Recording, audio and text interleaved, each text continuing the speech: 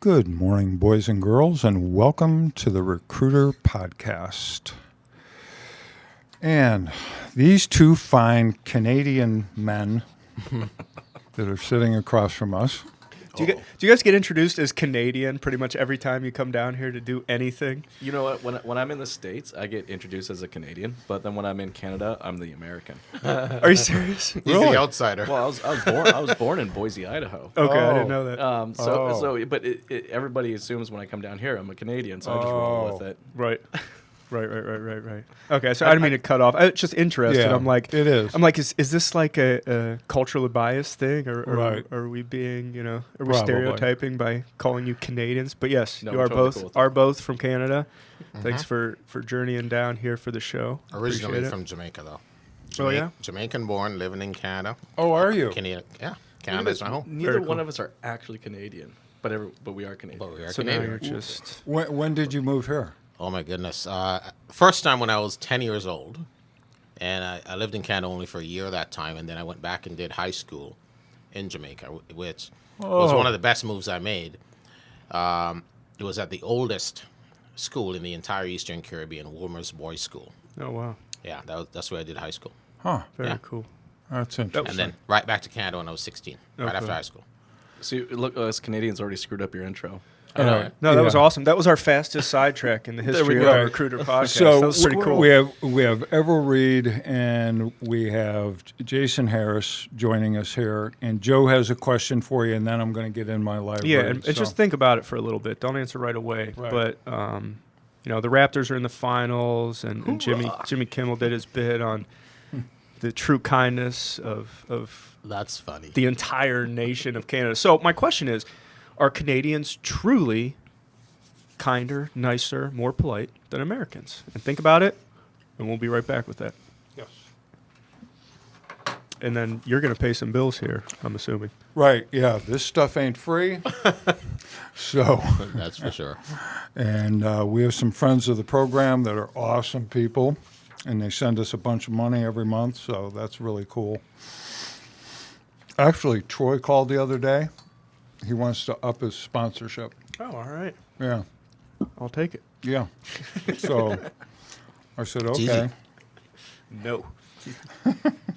Yeah.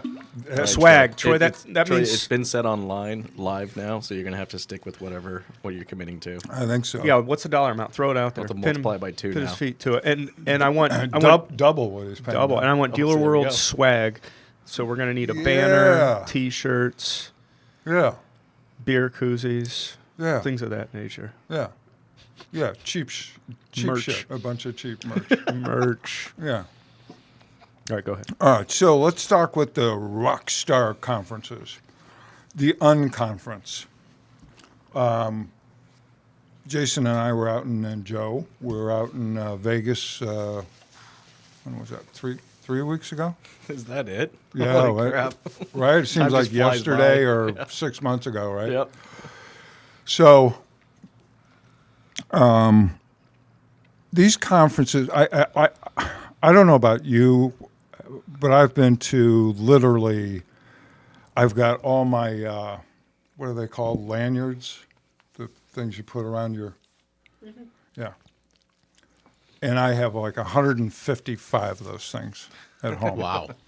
Right, so I mean, I've been to a lot of conferences. And I know you were working most of the time, so you didn't have a real opportunity to see all the speakers. Yeah. But I don't, sincerely, I don't think I've ever seen a collection of better speakers, smarter people at any automotive conference. I would agree. There were some serious class acts there. Unbelievable. You know who I really got blown away by, and I'm becoming friends with him now on LinkedIn, is Sean Welsh.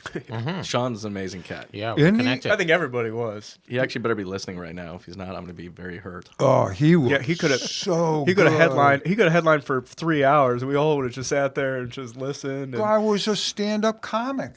he was hilarious, but it was good information. But he just perfect balance of comedy and useful information. It was great. Right. Well, and I think that's what Rockstar brings.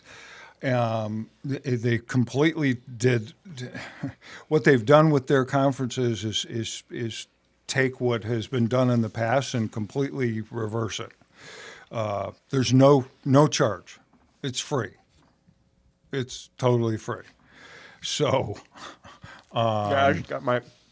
This is the first time I've been talking with my mouth full. This is the downside to eating on the air. Yeah. I just got my free tickets to Nashville in an email yesterday. I was like, oh cool. good. Didn't even have to request them. Just got them. When's the date on that? July something? July July something. 14th to Monday in July. And it is one day, right? One day. Yep. Yeah. Yeah.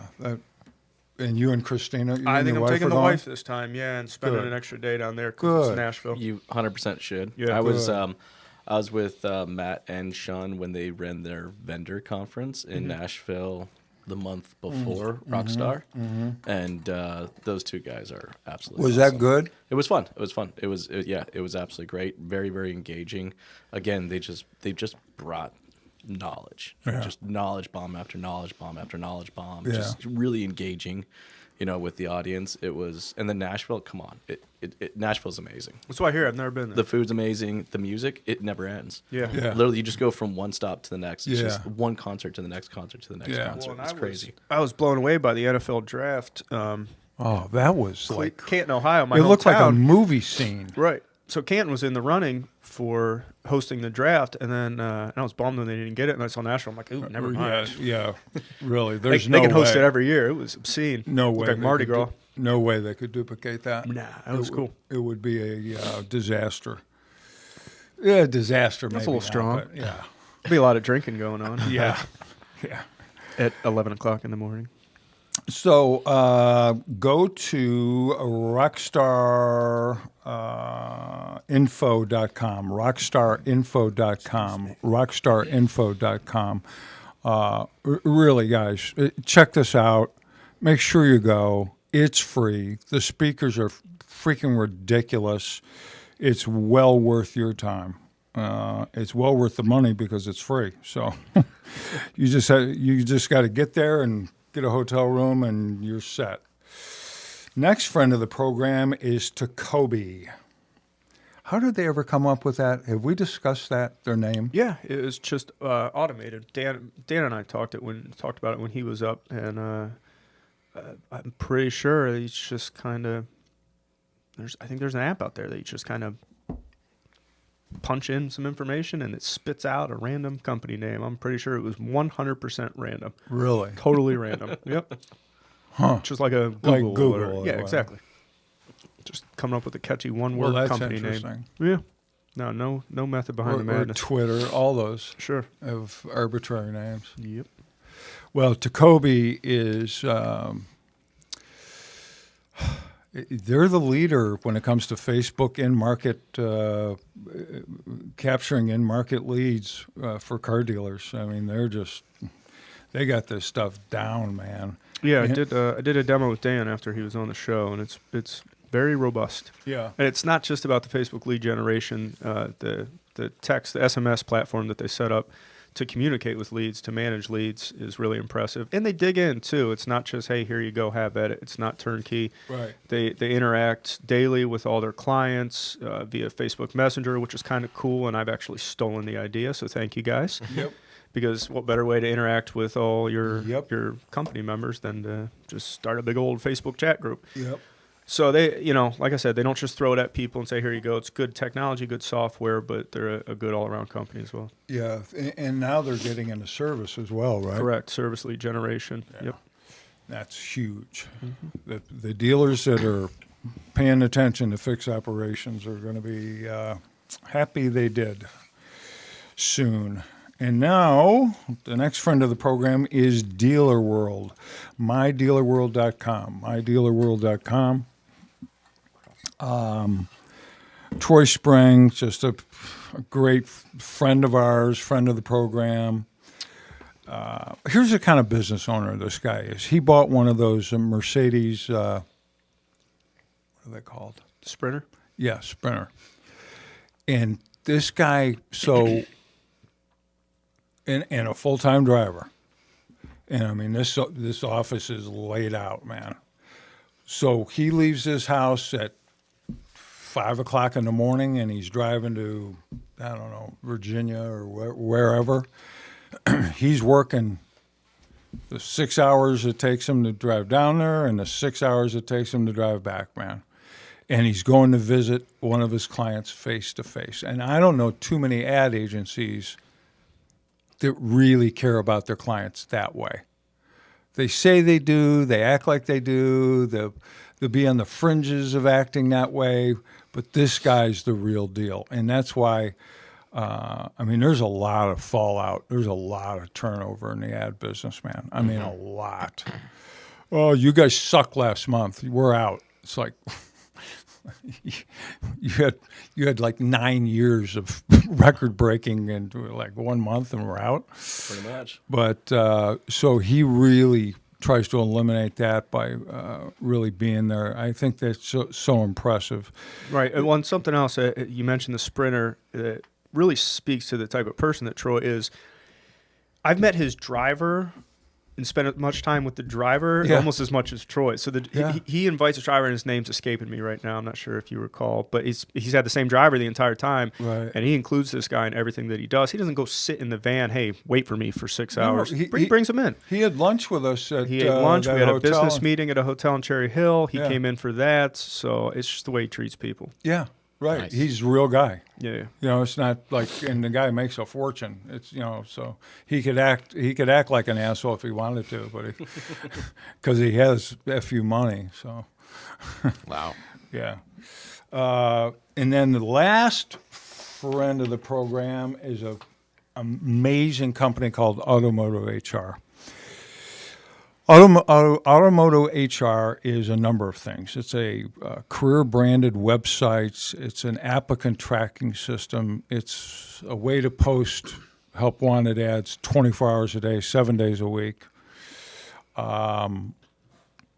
Onboarding, compliance, everything. It's not even close. There are competitors out there. Hireology is one. They're huge. They have a crap load of money behind them, so their marketing is ridiculous. It's like top notch. Automotive HR's program is actually better. What they can actually do, because they own all the software. Most of these other companies that are in that space actually white label this stuff from other people. So it's a little more expensive and so forth, and they're not able to change things on the fly.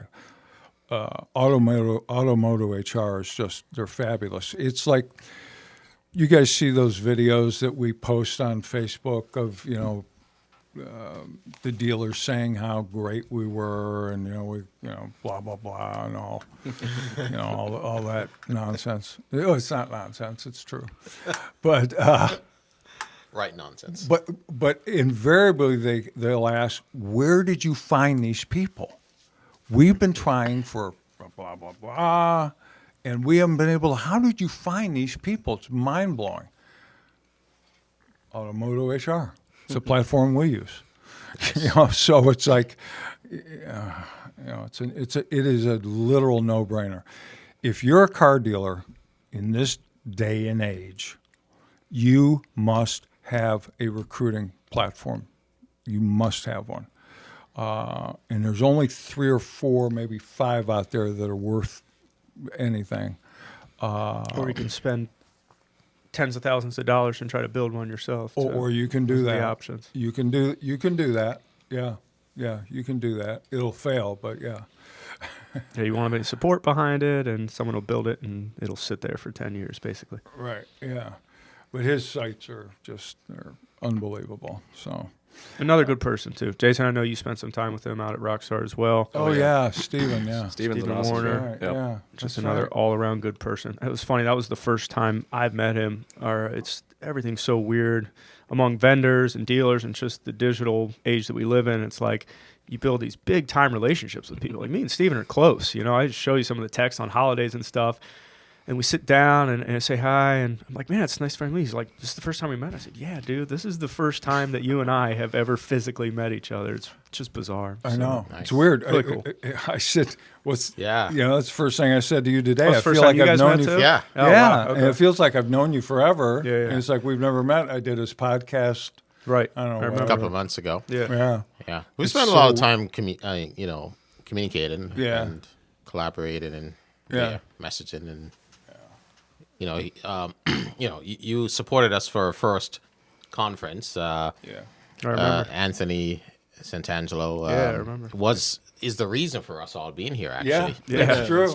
the power of connection, the power of networking. Yep. And that's something that means a lot to me because this is a true example. And Jason and I were talking, alluding to that as we were coming in the van. This is a true example of what networking is all about. Absolutely. It's true, man. Right? And it's not just, you spend the time talking to someone on LinkedIn or on messaging or whatever on Facebook, but sooner or later, you got to pick up the phone and talk to people. Yeah. Sure. Right? And you You're got to make the effort to go visit or to meet or to connect somewhere at a mutual space. Right. Well, and that's where I feel the conferences have value. You get a lot of people, and not just dealers, but vendors included, are like, I'm not going to waste my time. I'm not going to waste my money at a conference. Sad. It's like you don't get it. You don't have to sit down and do 10 demos for whatever it is you're selling for it to have value. It's bigger than that. The value is in the people. Right. The ultimate value. You could literally go to a conference of 10,000 attendees and meet one person that will completely change your entire life. Sure. And completely propel your professional career or business tenfold. You're right. And that is the value that I've recognized. I mean, Jason and I connected in Toronto. We support each other. We've collaborated together. I mean, we're here together because today we flew down to Swarton, because of networking and because of adding value to one's life and because of support. So, one of the things I've learned real quick is that networking is not about taking advantage of the other person and what they can do for you. It's about what value you can bring to each other. Right. Yeah. So I'm very honored to be here, to meet we're Craig honored, man. and the team. Yeah, And this is a blast. yeah, this is great. This is just outstanding, and looking forward to an awesome day. Yeah, and I want to get back. Can we get back to the question now? Yeah. Because it's sitting inside my head here. One thing before I forget, though, are you guys doing something, or one of you guys doing something with Katie Maris? Katie, Katie's got a game changer seminar with Anthony. Okay. I think it's scheduled in August. August 16th, I think. Yes. All right. There we go. She's really sharp. Katie's awesome. Yeah. Also Canadian, correct? Yes. Right. Yeah. And who's the real attractive blonde comedian? What the hell's her name? Because there's a ton of those. I think yeah. But I'm drawing a blank. That's been on his show? Amy Schumer No. keeps popping in my head. I'm like, well, she's not attractive. It's not her. Yeah. Okay. crap. What's her name? Oh shoot, man. I don't even know how to look it up. What company? She's so funny, man. She's a big YouTube star. Okay. Crap. What's her name? You'll figure it out. I got nothing. Oh, I wonder thanks. I wonder if I could ask Google. Anthony. Anthony's listening. Yeah, Nicole Arbor. Yeah, okay. Oh yeah. Yeah, she is funny, man. She's dirty as hell, but she is funny. Thanks, Anthony. Dirty but funny. All right, so let me get back to this because All right, go. this did start. So you saw the post. I think my dad Oh, yeah. tagged you on the Yes. post. Yeah. And I was commented, losing too. it. That was Right. one of the funniest things I've seen on TV in And a it's while. so true. It is. It is. So, anyone who didn't see the bit, Jimmy Kimmel had one of his people go out in the streets of Canada, and he's begging Canadians to talk trash about the Golden State Warriors, Right. and nobody would do it. Yeah. No, It's just, not even close. Oh no. They're a very good team. They better bring their A game because we'll beat them. Yeah. And I mean, he just couldn't get there. It was awesome. It was so cool. So here's the flip side of that. So I'm sitting there and I showed my wife, and the game's getting ready to come on. Game 5. Yeah. It's game 5. And not 5 minutes after I show her that, everyone's blowing up Twitter because the Raptors fans are cheering because KD just got hurt. Katie I'm like, got Yeah. all right. After I just got done telling my wife, because she's like, what do you mean? She's like, Canadians are really nice. I'm like, Yeah, I mean that's the thing. So anyway, my question is I have an excuse for that. is it just a stereotype, or do you feel that Canadians are genuinely, and let's not even say nicer, because that's I mean there's a-holes everywhere, and everyone can have their a-hole days, more courteous, more polite? I'll let Jason go first on this one. Okay. Gosh, I have to answer this in kind of like in the form of a story, right? Yeah. So, I remember one of the first consulting jobs I had in Canada was with this Ford dealership. And I was there on a Saturday morning. I was helping out with their Saturday morning meeting, and they were getting a little busy. And I was like, "Hey, do you need some help? I can, do a little song and dance while they're taking care of other customers." Yeah, sure, go ahead. Yeah, so I grabbed this customer, and they were like wanting to get a Lincoln Navigator. So I was like, "Okay, cool." Instantaneously, I grab a credit application. I sit them down and immediately start getting them to fill it out. I bring it back to the manager and I hand it to him. I said, "They want to go on a test drive. Here's a credit application. Can you run that for me real quick?"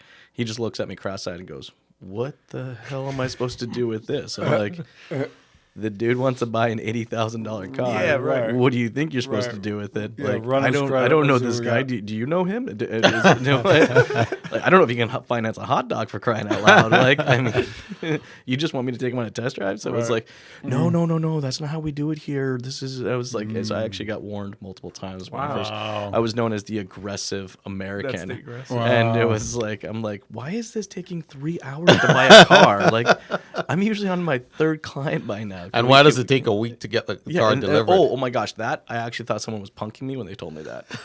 That when someone first told me that the guy who just true. bought the car couldn't drive it away, I was like, okay, guys, you're funny. Yeah, that's funny. No, but seriously though, like he needs his keys. Like we got to get him off the lot, right? Yeah. No, we got to wait 3 days. I'm like, what? Right, yeah. Well, another thing that really blows my mind about Canada is the labor laws. Like, it's almost impossible to fire anybody. I mean, There's some truth in that. Yeah, There's a reason why majority of my staff is actually on contract. Just because of that exact reason. Oh, you put them on contracts. There you go. Yeah, that makes sense. Not renewable. Yeah. It's actually really common, actually, by the way, too, with big companies. Like my wife worked for GE for a while, and the first 3 years that she worked for GE, she was actually on contract. She was not an employee of the company. Oh, really? Yeah, so it's actually really, really common across the board for a lot of Canadian industries to work that way. Yeah, my son was started working at the Toyota plant, and they had 6-month renewable contracts initially. And you'd have to do that for the first 3 years. And if you made it 3 years, then they'd hire you full time. No kidding. Yeah. So, but I guess to go back to the question, I think I consider myself very, very fortunate to live in Canada. And I'm not going to be political or any of that nonsense, but I think at the end of the day, Canadians realize that they have a really close-knit community. We're only 1/10 the population of the United States. So a lot of people in the United States are not really aware that, we're a bigger country by land, by a lot. We're the second biggest country in the world next to Russia. Right. But we're only 1/10 the population. Yeah, half of it's frozen. And half of it's frozen. True. So, yeah, it's true. Yeah. And, so the mentality of that many people is certainly different, right? Right. Yeah. When you're used to that much space, and I think they're just a little bit more down to earth. And I find, politeness is true. I think most people are genuinely polite. To say please and thank you and excuse me 20 times a day is not unusual. Right. To total strangers, to hold the door for people is just a given. Yeah. Whatever. I mean, to be courteous to people in the streets, getting on the bus, whatever, is a given. But I think the one thing that I admire and I think I can appreciate more is that at the end of the day, we kind of just focus on keeping our noses clean. Yeah, right. For the most part. Not worry about what Staying out of other people's business. Yeah, don't worry about what other countries are doing. Focus on, what makes Canada better, what makes Canada remain unique. Community. I mean, there's community everywhere, but, all the people's kids are cared about, at a football game or sports, one parent cares about what happens to the other kid. Whatever. I think it's a little bit of everything. Right. But the culture, and there's so many different cultures. Right. Oh, it's huge. It's not just Canadian. It's not just Canadians. Toronto's a world city. Is a melting world city. pot. So in the United States, again, there's 10 times the population, and you might have more of each population than we do. Yeah. But Canada is more multicultural, Right. diversity-wise. Right. Just in Toronto alone, in the city of Toronto, there's every community Right. that they have their own Oh, section. 100%. I mean, we have clients, I have dealerships I work with, and within the dealership, they speak 9 different languages. Oh, no kidding. Yeah. Just because they have to. Right. Well, and then you have Quebec, which is like a country within your own country. And Oh, they yeah. Yeah, we don't consider actually talk themselves- about them much. I was going to Yeah. say, So, they think they're their they've own been trying to country leave. anyway. They'd Yeah. like to be. we They've actually been trying don't to leave for consider 30 them, years. let's actually They don't not part of count? Canada. We actually don't. We don't talk about them. Yeah. It is to me, it's a shortcut. beautiful there, though, man. To me, it's just a shortcut from there to when I go hilarious. to Maine. I use them as a shortcut. Yeah, I will tell you this: like overall, Canadians are very, very considerable of other people. Yeah, right? yeah. Considered other people, except for when they're driving. Really? No, then everything gets tossed out the kidding. window. Oh, 100%. I didn't know that. See, I've Canadian never driven in drivers Canada are before. just like, get the hell out of my way. Yeah. I gotta get where I gotta And go. they're I wouldn't see that. Their Yeah, gas drive stations Toronto one time. They're a little you'll see how focused that on goes driving. down. Wow. and Quebec and Montreal are totally different. Okay, you swear you're in France when you're there, man. Oh, yeah. It's like, Yeah, I mean, it pretty much is. yeah. And actually, have you guys had the opportunity to see, before it caught on fire, the cathedral in Paris and then the one in it- Quebec? No, never got a chance. They're very similar. The one in Quebec, actually, in my opinion, is more ornate. It's just beautiful, man. If you get a chance to go there, you gotta check it out. It's I tell you, the one thing I've enjoyed about Canada the most is because we're so multicultural. The food. Yeah, you get a I lot mean, of man. different stuff, right? Seriously, like Oh, man. whatever you want, there's a neighborhood for And you it. don't have to go far. You do not have Right. to go far. I mean, Yeah. for seriously authentic, absolutely Everything. anything, Yeah. you will find it, and it will be within a 40 or 30-minute drive. Like, Yeah. it's mind-boggling. That's cool. Yeah, and this fascinates me because I'm from the Midwest, so I don't consider this. I hate the people who equate kindness to weakness thing. I think that's a big problem. I was talking to a friend of mine in the military, and he said he spent a lot of time in Japan, and he said, look, don't confuse it. Japanese people are very, very polite, but they mean business. Yep. They're not pushovers by any means. So I don't mean this in any way as a derogatory thing if they're kinder, smaller, meeker, weaker, because coming from the Midwest, I think that stuff matters. I cannot stand when people are rude. I can't stand when people don't pay attention to their manners in public, to the way they're treating other people. Small things. That little stuff matters. And if you don't think it matters, think of the last time somebody did something to you that you weren't expecting. So it's funny, in the States, it's like you get taken back. I came from the Midwest, so I came to the East Coast, and I remember the first few times I would say hello to somebody just randomly. I get this look like, I don't know who the hell you are. Right. Don't say hello to me. Right. And but when someone does it back to me, when it's reciprocated, first thing in the morning, something like that, it makes my day. You know, Yeah. so you don't know whose day you're going to make and what they're going to go on. So the whole pay it forward thing, I feel like that stuff matters, and it starts small. And you talk about what a community you guys are. I think that's what makes the difference is that people treat each other nicer. They're just kinder. And it doesn't, everyone's like, oh, it's not genuine. It's not genuine. It's like, but does that really matter? I mean, even if someone's, maybe they're a pain in the ass, they're putting that aside and they're still taking their time to be polite and kind towards No, someone. at first, first blush, if you ask any Canadian that same question, I think if they asked 1,000 people, you would have been pretty close Yeah. to I get think a so. similar answer. I'm sure. I think so too. 'Cause they just It's can't in be their bothered. DNA now. Yeah, they just can't be bothered with confrontation. Right. Yeah. Well, you say that, all right. Unless but they're then, driving. but then you start talking to somebody. Either they're driving, or you start talking to them about their favorite hockey team. Oh, my God. And Right, and, they and throw they'll sports stab into you. the That made me kill They'll- for. And everything. This but the That only could reason get a Canadian will nasty. stab you, all right, is because you said something bad about their hockey team. Right. I'm just they will. Changes everything. Yeah, they'll I pull the can shank see out and that. literally get right Right. at you. So- I can see that. So this leads into the next part then. So what happened with the KD thing then? Is that just That's is that another all, sport all thing. bets are off yeah. when sports when it are comes involved? to sports. Okay, oh yeah, I 100%. guarantee you, when they go back to Toronto, if they go back to Toronto, What do you mean if? Oh, there'll be signs everywhere, standing ovation. They'll There'll be- probably yeah. bring him a gift basket. they'll be all apologizing. And I know, well, it's- lining up. Oh, we're sorry. Somebody tweeted out and right when It it will happened. be. Yeah, Honestly, yeah. right. I guarantee you they Well, it will happened right away. Somebody tweeted out, "I just witnessed the most Canadian thing ever."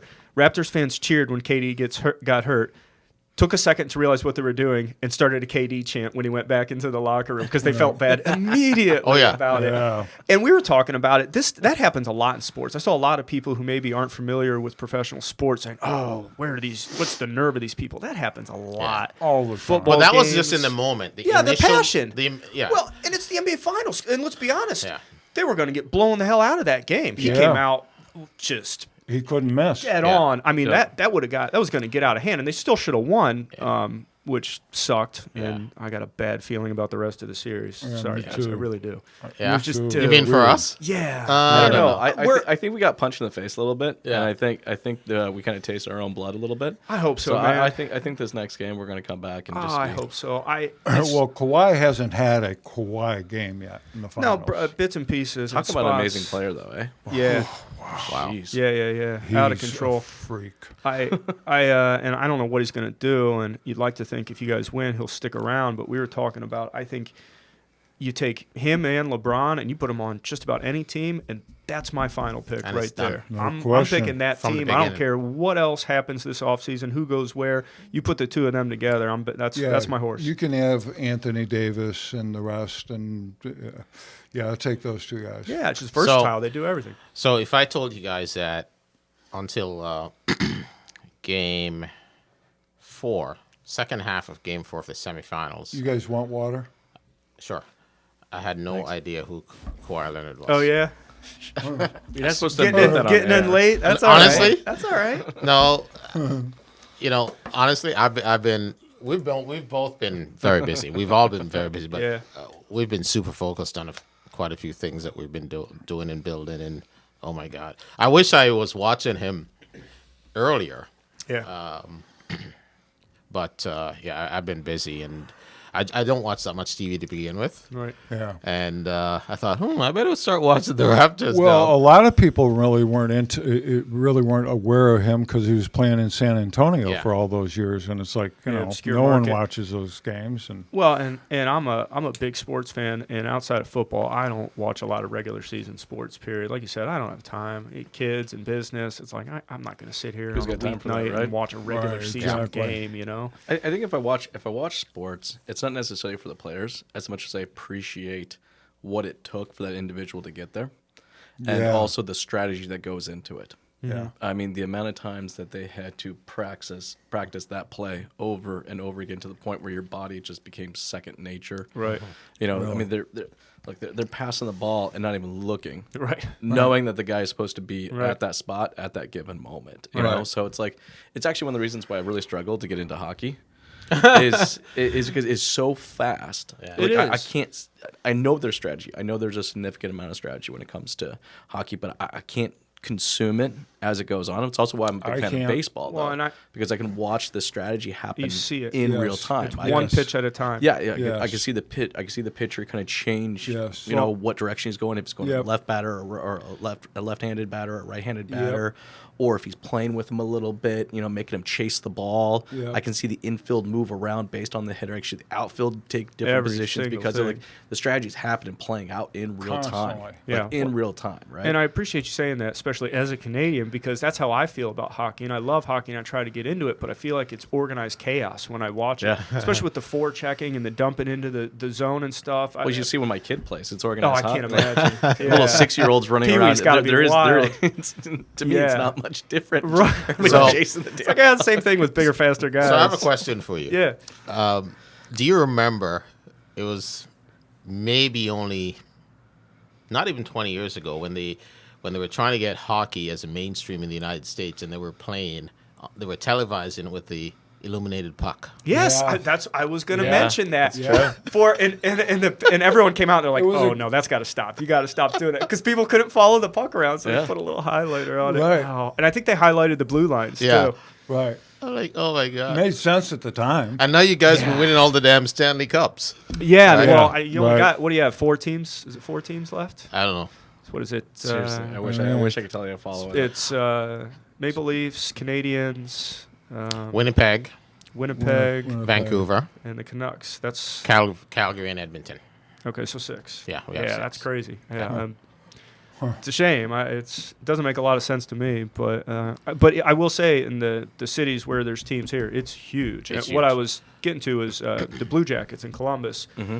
Have built this massive fan base in Central Ohio, and really hockey's not huge in Ohio. Maybe up No. towards Lake Erie it is, but man, I watched. So I got into it this year. I don't watch like you. I couldn't have named 5 of their players, but they kept winning, and they swept the number 1 team of all time, the team with the best NHL regular season record of all time. They swept them in the first round. So I'm all into it, and I start watching the crowd. These people didn't sit for 60 minutes of ice time straight. Literally didn't sit down. You don't see that at Don't any wanna other miss a American second. sporting Yeah. events. Yeah. So I It's appreciate the interesting, passion. though. In the cities that hockey, I mean, Tampa Bay, for crying out loud. I know, Yeah, and it's right? huge. And It's huge. It's and weird. It's like 100 degrees outside. Right? yeah. You're not playing much hockey. Down I there. know, but that's what they're know. into, and they keep beating us. They have the Maple Leafs number for some reason. They're a good team. Yeah.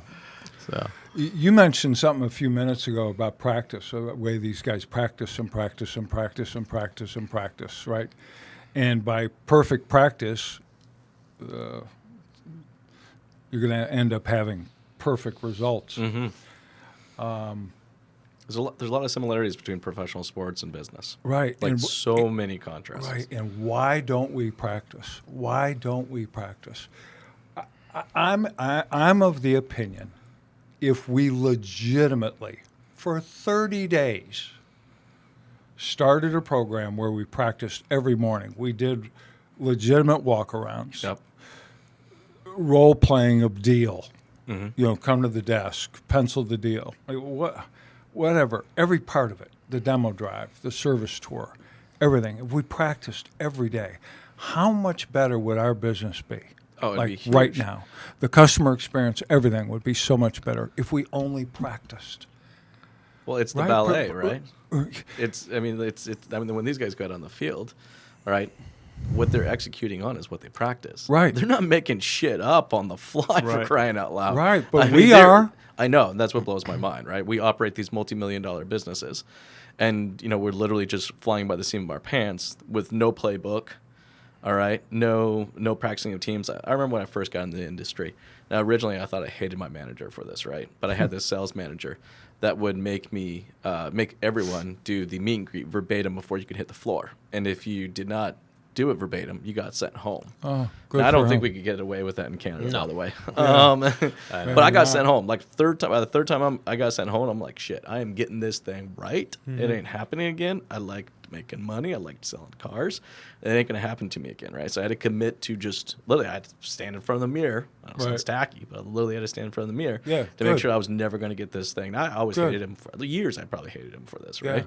Until I realized years later, as I got older, I was like, oh, I actually understand what he was doing. Yeah. He wasn't necessarily doing it for himself, Right. and us practicing wasn't even for ourselves. Right. It was for the customer. Correct. It was because it created a consistent experience and made sure that the story of the dealership, which was a part of the meet and greet, the story, right, what made the dealership unique and welcoming them to the dealership, that came out every single time consistently, no matter what. Yeah. Right? Good. But I mean, that was years ago. Yeah. Years ago. Yeah. And I mean, I've been in hundreds of dealerships. You guys have been in thousands of Yeah. dealerships, right? Yep. Still don't see this shit going on. Yeah, I know. It's unfortunate. It in our business, car dealers are motivated by two things: avoid pain, seek pleasure. I mean, that's That's good. Yeah. basically Yeah. just human nature. That's just the basic human emotions. So when we sell, it's like we have to sell from a point of pain. So well, how's it working out for you so far, what you've been doing trying to get people? I mean, it's You funny, know, we were it's- talking about a lot of this in the car on the way here. We literally did a show in the car. We had this really Oh, yeah? nice driver, by the way. He was a very nice driver. Very nice driver, very nice car. It's like we sat in our own Sprinter van almost. Oh, It was nice. a big caddy Escalade or something. The guy had water and gum. An And, Uber or Yeah. really? yeah, Yeah, but the and- guy had a really cool story. So he's been doing this for the last 3 years. He's a fireman. So I think he's got 4 days on, 3 days off, that kind of a thing. So when he's off, he's been doing this for the last 3 years with Whoa. the intention of starting up his own business. So he's looking at retirement, I think, relatively soon. Relatively soon. And, this was his car, his rig, and he was now going to try to get into the private, the private limo business. And that was that's his interesting. hustle. yeah. That's cool. Yeah. But it was we really got cool. it. We couldn't have got the perfect car because Yeah. the perfect setup because we could plug our phones and this speaks to service, right? And someone appreciating his clients, which is why he said he also wanted to get into the private limo business because it's a different type of client. The clients appreciate you. You Right. can deliver more personal service. Right. So think of it from a fireman, who's Right. we have a problem, we call them. Yeah. Right? And they come and rescue us. Yes. To someone now delivering this unbelievable experience, making his vehicle like our office so we could set up and record a whole show for half an hour. awesome. Set up my Interesting. cameras. Set up He his offered, camera. to charge our phones for Jeez, us. that's weird. Oh, yeah. And this guy is the poster boy for it. He is zero Ubers. He finds a private car service every city that we travel to and repeats and uses them over and over. The guy that picked us up actually in Rockstar out in Vegas was exceptional. Yeah. It's just knows your first name, remembers you, knows when he's coming back, Yeah. waters everything. It wasn't that far, but like you said, it's you got to differentiate yourself. Yeah, the experience is important, and we talked about we were talking about leasing and why some dealerships are not having a good success with lease penetration and lease renewal, which is something, by the way, I've been teaching a lot and doing a lot of courses across Canada of late, and it all comes down to the overall reason, the fundamental reason comes down to, number one, experience. They're not delivering a good experience. They're not trying to solve problems. Everybody's still trying to sell from a transactional basis. They're still trying. It's all about numbers and payments and discounts and price and best price. Right. Same old. It's same old. So it's the same story. You go from dealer to dealer, and it's the same song and dance. When we should know already that the clients are coming in way more experienced, way more informed. But what should you do with that client? What does that mean? Yes, they need the fundamentals done, the test drive, etc. You got to show them the right car. You got to land them on the right car. But delivering the experience, so that the way the approach should be is where they can say, hang on a second, we haven't had that experience at any of the other dealerships. And when someone can say to you, you're so very poised, you're so controlled, this is information that we've not been given, it sets you apart. And automotive sales and success today is a lot about the person that solves the other person's problem, takes away the pain, like you were talking about earlier. Yes. Delivering on a promise, making things so convenient that they'll never go anywhere else. Just like the cab driver, right? He's convenient because it's one phone call. You know what to expect when he picks you up. Water, clean car, on time, Right. right? Problem solved. You just need to the plane just needs to land, right? Yeah. And everything else is good. Yeah. It's no different now in the automotive space. If you want to build long-term success, it can't be focused on selling new clients every time for a little bit of money. Yep. You got to learn how to build a portfolio, to build a business by keeping most of those, Right. that you can build repeat sustainable business Right.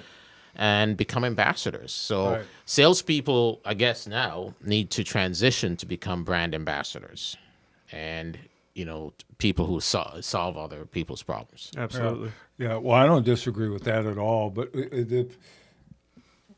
what do you mean by brand ambassador? What's your Well, definition? absolutely. I mean, and it's a big thing too that Jason talks about a lot. Is number one, clients don't come to the dealership. The majority of people I sell and serve today are not coming because of the logo on the building. Right. They're Absolutely. they're coming once they've established a relationship with you, they're coming back because of the experience that you delivered and the person that they've been dealing with. So you become the brand. You become the brand when you are able to provide the service, lay it all out for them, make it easy. Are you talking about the first time they come in? Well, They've seen your prices online. Yeah. They've called. Is the car still there?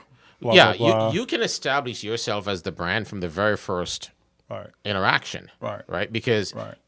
the way you differentiate yourself from everywhere else that they've been is going to differentiate you right there. It's going to establish you as a personal brand Right. versus the dealership, Right. right?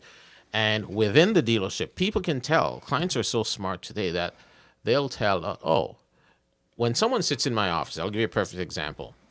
I get this a lot as a feedback. When I offer them alternatives that they've never heard of before, Right.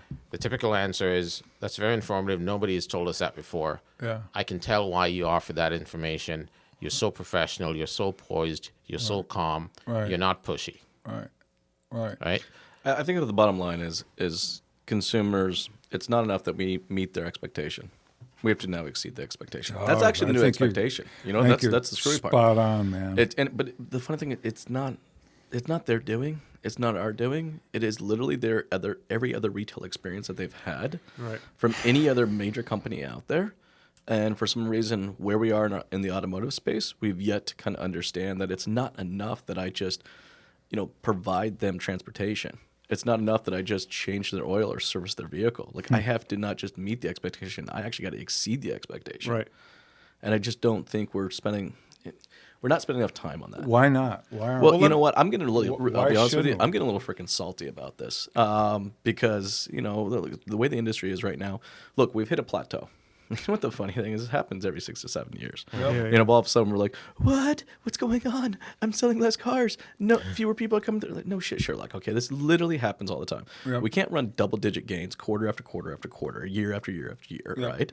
We're gonna plateau out. Yeah, there's only so many driver's licenses. Exactly, but also like even the differentiations between the brands themselves is not even enough anymore. Yeah. Hell, I mean, look at a Corolla, a Sentra, an Elantra, a Forte. Same Yeah. car. Look, damn, you sit inside one of these things. All right, I sat inside of a new Elantra the other day. I was like, what the hell is Freaking this? nice, right? Yeah. Oh, big Yeah, screen my and Explorer, the my whole Explorer thing. looks like a Land Rover from the outside. The new Explorer. I mean, they It literally totally just does. stole the body. I'm like, Yeah. well, why am I buying a I, Land I Rover? rented a Nissan Altima Oh, that's a good a example, month yeah. ago, and it was like, wow, this is a really nice car. Right. So everybody stepped up their game, Right. right? Right. So Yeah, yeah. everybody stepped up their game. The brand's no longer necessarily the big differentiating factor, right? Right. Are there still brands that hold a little extra weight because of the actual brand equity or loyalty behind the probably. brand? Sure, but that's not different.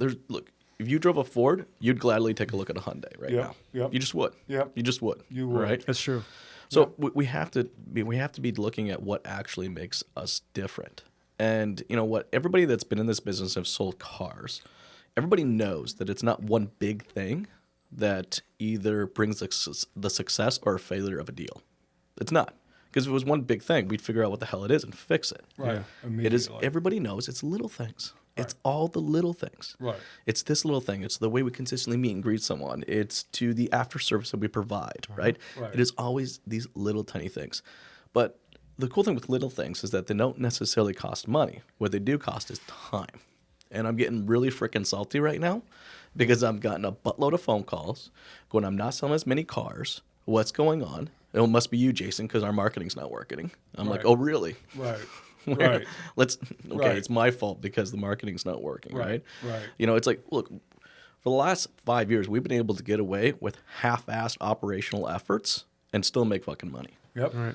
That's not the Right. game anymore, right? That's not going to be the way it is for the next 18 to 24 months. Yep. So people are listening to this. I apologize if you don't like what I'm saying. Yep. Tough. Canadian. Well, it's the truth. Such a Canadian thing to say. We don't I know, apologize. this There's is no the- this is the- apologizing this on the is- Recruiter podcast. Yeah, so the American coming out of me. Well, it's funny. I want to let everybody know that Jason asked us before the show if he could use 4-letter words. Oh yeah, I apologize. Which I appreciate you asking. The comic yesterday asked me. Yeah, he didn't swear much either. I said, dude, you're a comic. This is where. He really didn't swear almost much. a- almost Set the yeah. expectation. Yeah. Frank Lopes swore more in 3 hours than anyone on the show combined over the 2-month run. Yeah. Yes. Yeah. Yeah. Times 10. Right. So Right. you asked about branding again. Right. The one thing about ambassadors is once all this work's done and relationships established, initial cars are sold, you'll find that ultimately, if the salesperson were to transition elsewhere, most of those clients transition with the person. I just wrote this down. I was going to ask you about Yeah, this. because the person is really what's making up the brand today. Right. So do you feel like that's kind of a roadblock? Do you think a lot of dealers are maybe short-sighted in that 100%. I'm not going to train my salespeople to brand themselves, to go out and kill it on social and do this and that, because at the end of the day, those are then their customers. And now I got to cater to my salesperson, because if he leaves, my monthly goes down 50%. Yeah, then that's going to cost them some business long term, because dealerships need to invest in their staff more. They actually don't enough, and they only do it a little bit, and most don't. Invest more in training, invest more in personal branding, encouraging them to embrace personal branding. Share the Facebook. I remember initially, just not too long ago, 2-3 years ago, when I tagged my dealership in one of my posts, they took it as if I was trying to use them to boost my personal brand. Wow. Okay, and I'm like, no. I don't need trying to your help brand. you out. I'm trying to help you out. Right. Okay. So that's come a long way now. Yeah. And honest to God, like I'm building my business, and I'm like tagging the company, and I'm the number one salesperson there. I've been training, I've been helping, and they're like, no, you can't tag us on your. I'm like, no. You don't get it, right? Yeah. So some dealerships still don't get it, Yeah. right? That the salespeople are the individual ambassadors. So if you have 10 salespeople, those are 10 individual brands with 10 Facebook pages and 10 LinkedIn pages and 10 Instagram accounts. Like my son, 23, just started working about a month ago. First thing he did was build an Instagram page, started posting all his cars on there. That's his personal brand. So the fact that he can start that from day one, Right. right? It's huge. It's huge. And all that's going to happen from now on is that he's just going to continue to grow that brand Right. and his friends Right. and whoever he can bring in through his network. Right. And if 10 people are doing that individually, we know what the numbers are. We know what it means. Yeah. But I don't think the dealerships have actually acknowledged or recognized what that truly is capable So of being. it's that worker bee mentality Yeah. of you want your salespeople to be good, but not too good. Well, you see, but again, this is where they Maybe. miss the point, because you need to treat your staff better, Yeah. with more respect, because they can actually, be advertising and branding for you more than you Right. can, Yeah.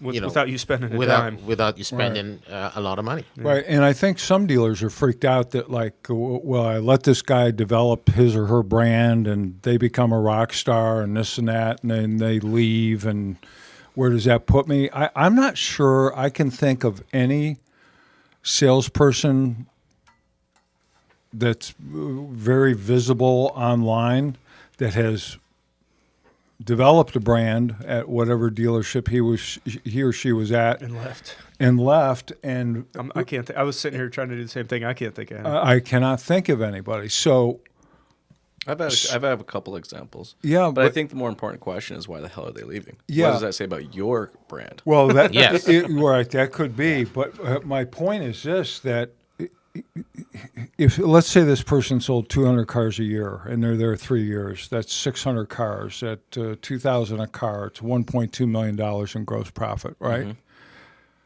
They're going to retain some of that. If not, shame on them. Well, exactly. So But even retain not just that profitability, but why the hell are you not retaining the employee? Yeah. right, You know, well, look, the employee for dealerships sure. have to dude. understand. They're so focused on the brand, right? Right. And brand is simply perception. It's your brand already exists, willingly or unwillingly. Sure. It just already exists. It's in the perceived. It's a perceived or the perception of what your customers see you as, right?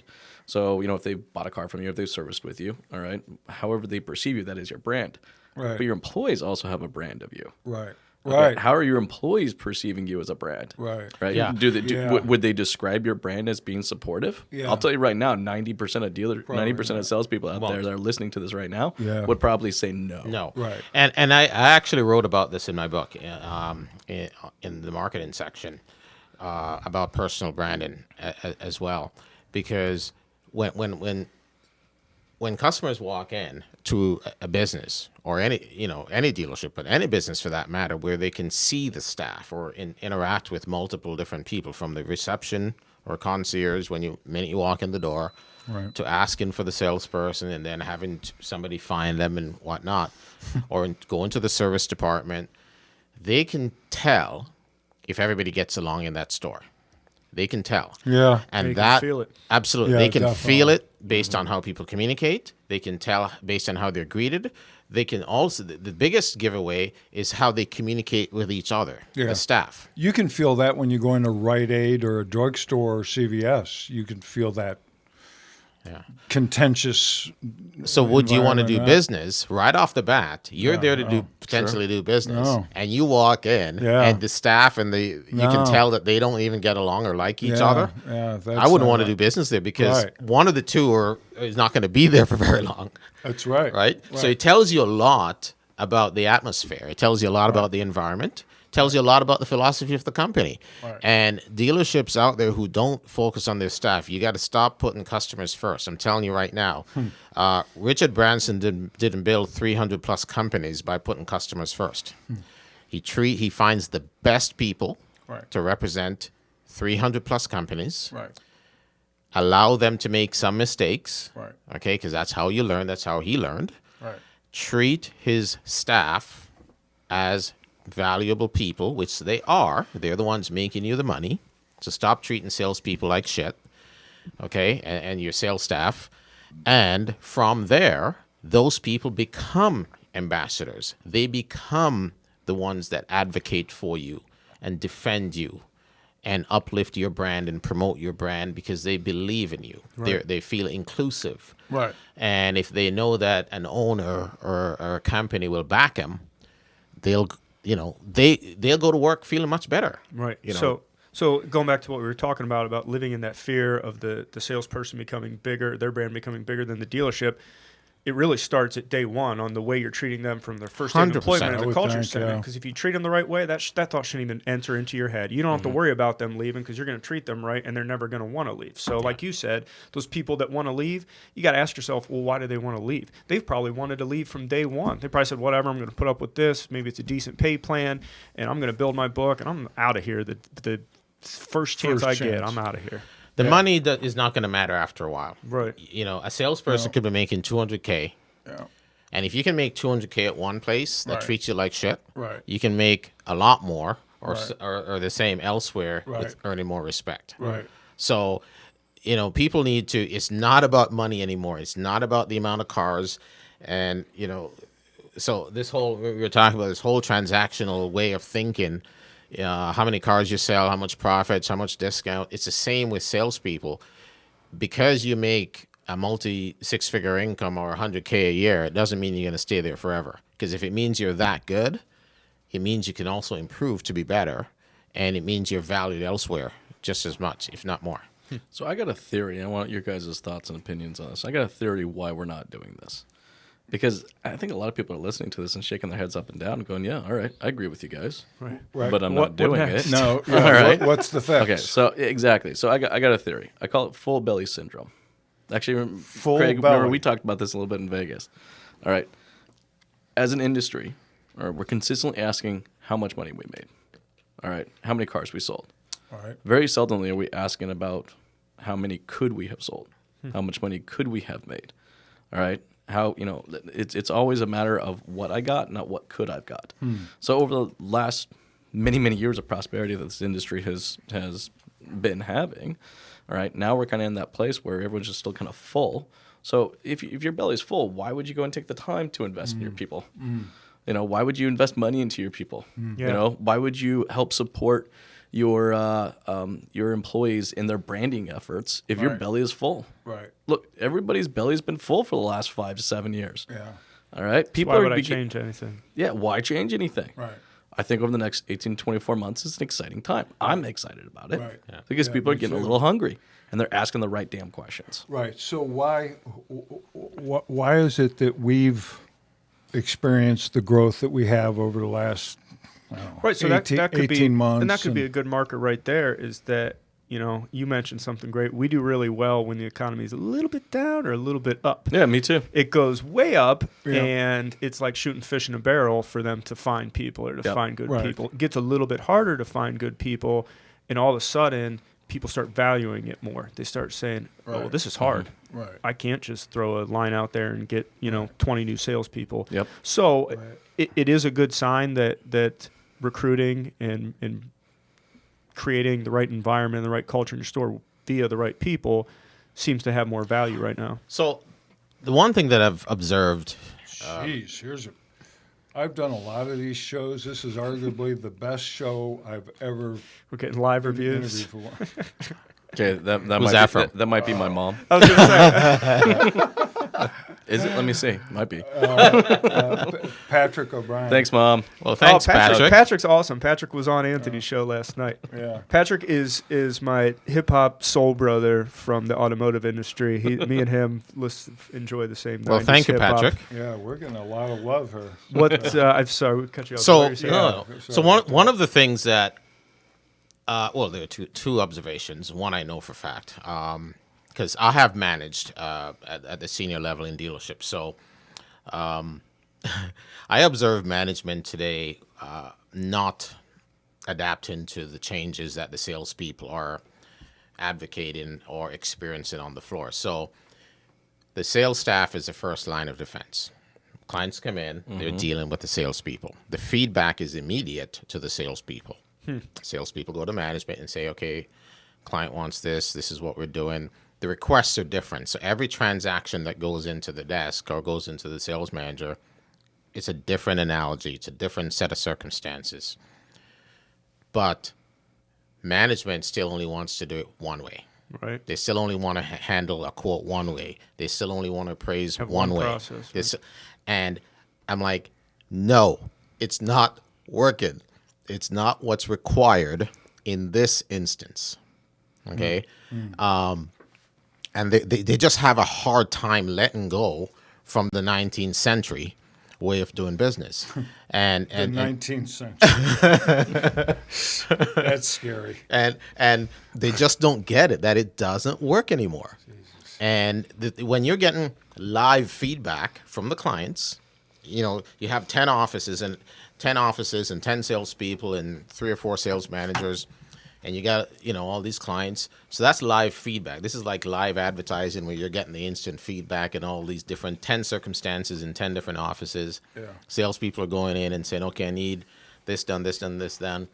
Want this quote that way, want this that way. Need the car appraised. And all you're getting is resistance from management. Right. Slows the process down, creates a shitty experience now when the salesperson goes back Right, because right. their facial expressions all different, Yeah. right? And they don't understand that all of that reaction affects the whole process, Right. right? Like, this is not rocket science, managers and owners. It's not Right. hard. Right. It's simply people dealing with people. So how would you want to be treated when you walk into a dealership? So a lot of times they're shooting themselves in their own damn feet. Yeah. Okay, 2 feet at a time, you're shooting it off right from the get-go, Yeah. because the people who are getting the feedback are not being listened to, Right. right?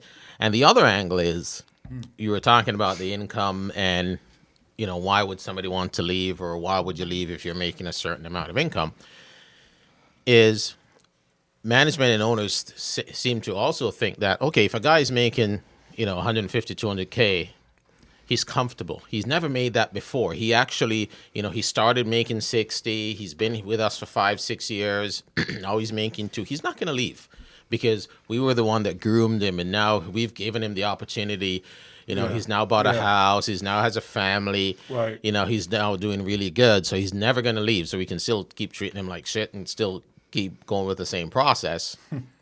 And then they get whacked in the face with a resignation letter and wondered what went wrong. right? And this is where you just have to appreciate your people more and treat people with respect a lot more than they do. Right. I've seen dealerships spend more time dedicating strategies to customer appreciation events and giveaways or whatever, rewards programs, whatever it is, right? How many dealerships got a employee appreciation? Employee appreciation. These are really. These how are many great employees points. do you know? And I really hadn't even thought of this. And a lot of what we talk about, and this was on my list. So it kind of ties in. We were laughing before the show. We were talking about what Jason does in his career, and he said, "Oh, I just basically have a camera crew follow me around all day and film my entire life." And we're So- not sure what we do. right. Yeah. Right. So you recently did a video on your flight. Yeah. Which blew my mind. Again, I didn't know did you were one this allowed to morning, do too. that sort of thing. So anyway, but you did it. What the hell, right? And you talked worst case about- scenario, they're going to tell me no. Yeah, what are they I gonna actually do, have right? had that a couple times. on a Really? plane. Yeah, they've said no, but 80% Really? of the time they say No they don't kidding. care. Yeah, they're weird about planes. Yeah. Oh, we got it. So anyway, you talked about millennials, and you got pretty fired up about it because you get sick of hearing, and Frank Lopes was on and said something similar, that they're different, or that they're special, or they're unicorns, and we have to treat them differently and market to them differently and Yeah. pay them differently. And you said it's bullshit. They're just Total it's bullshit. just a large demographic, and within that demographic, there's variances, just like there is in any demographic in our country. Yep. So some of them are going to be motivated by this, some are going to be motivated by that. So my point is, a lot of the new focus on, well, you have to improve the customer experience, you have to improve this, you have to make it easier for the customer, et cetera. It's all focused on the customer, but at the same time, no one's saying, well, what about the employees? And we get asked that a lot. What are you guys doing to work with millennials? And Heather Cruz had a good line for me. She owned a couple stores up in Wisconsin somewhere. She works for NADA now, but she said, I'm not doing anything. I'm not doing anything different. No. They're going to get treated great just like the rest of my employees. I don't cater to an age group just because they're a different age than my other employees. So Right. I thought that was a great way to look Yeah, at it. I mean, I don't think that's anybody out there true. is going to take like I spent a fair amount of time at the Facebook head office in Canada. They got nap pods, like pods you can go take a nap in. Yeah. Okay, it ain't gonna happen. Right. Like it ain't gonna happen. It's not. Right. You won't find one of those in my business. Right. All right. I ain't gonna be catering. Right. There ain't gonna be a. That's just catering to inefficiency I and know, laziness. That's I right. mean, that's not there's not gonna be an millennials. employee Xbox room. Okay, Right. that shit ain't gonna happen. All right. Right. But I think what's key Well, though. never say never. Wow, no, it would be never. Trust me. Like, Because you'll be in it. like we gotta get shit done, yo. Yeah.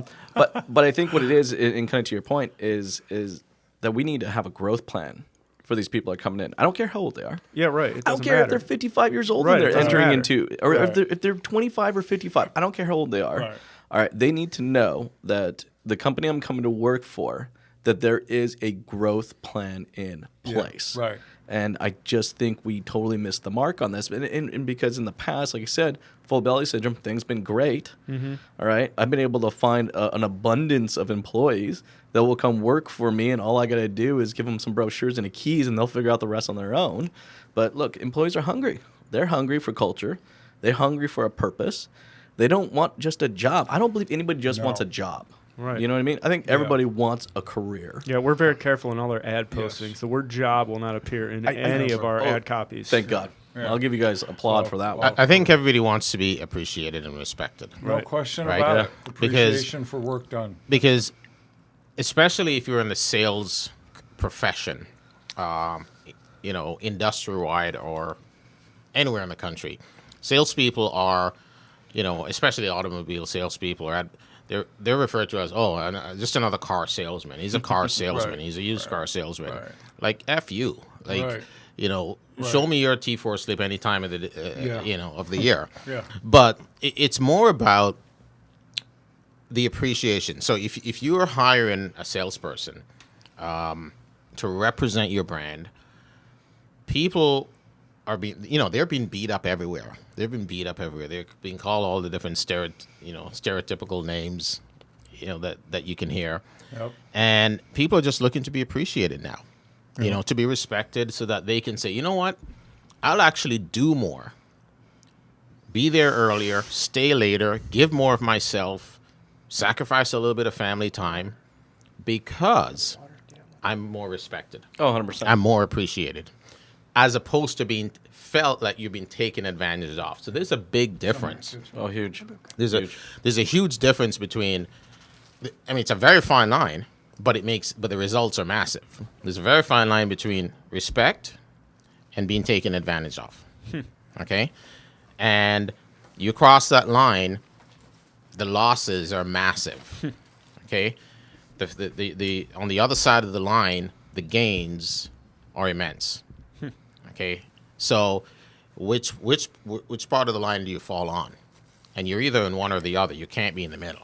You either, because if you respect your staff, especially your frontline sales staff that are hustling and grinding every day, they will know that you respect them. If they have to ask that question, you don't. Right. If they have to be even talking about it, you don't respect them. Right. All right. So Say that again. Say that again.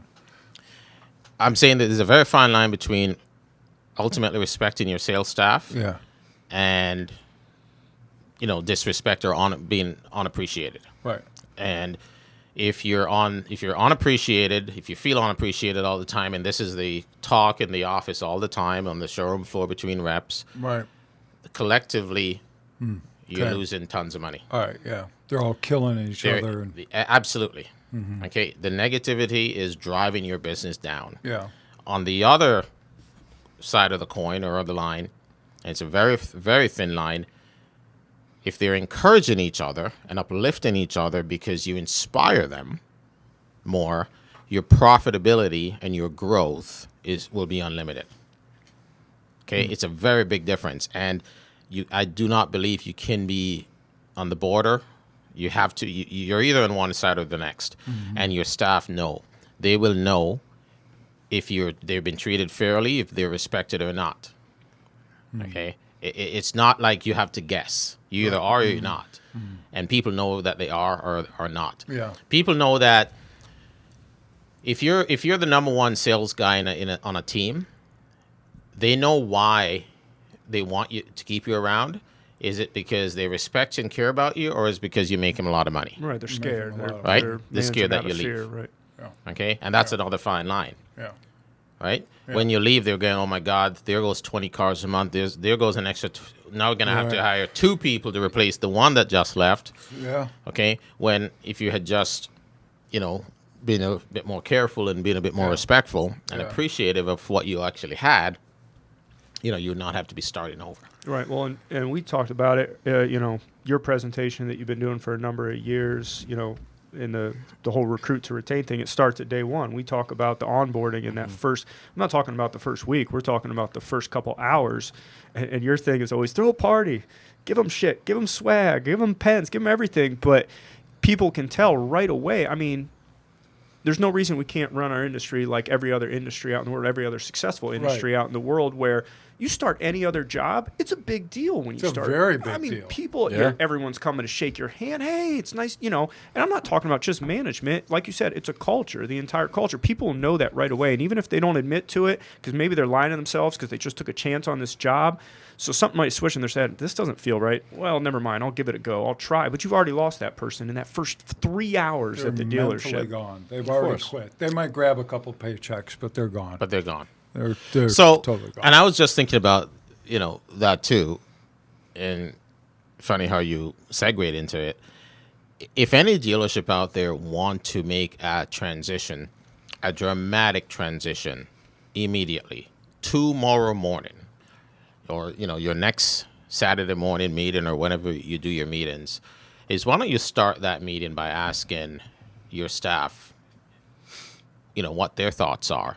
What could they suggest to improve service, to improve business, to improve communication, to improve how they can assist each other and to become more useful to themselves, which ultimately uplifts the dealership. And actually listen too, like you said, it's not enough to just talk about it. If you're just talking about it because you're scared, it's like, oh crap, well I got to start paying attention to them, and then all of a sudden they're making suggestions. I'm not listening to that. They don't know what they're talking about. So it's Right. actually caring what your employees have to say. And genuinely clearing, because all this insincerity will show right away, Right. and how long this whole myth lasts for will determine whether, because if you start down this path and then by the next day or the next week it's back to square one, you're done.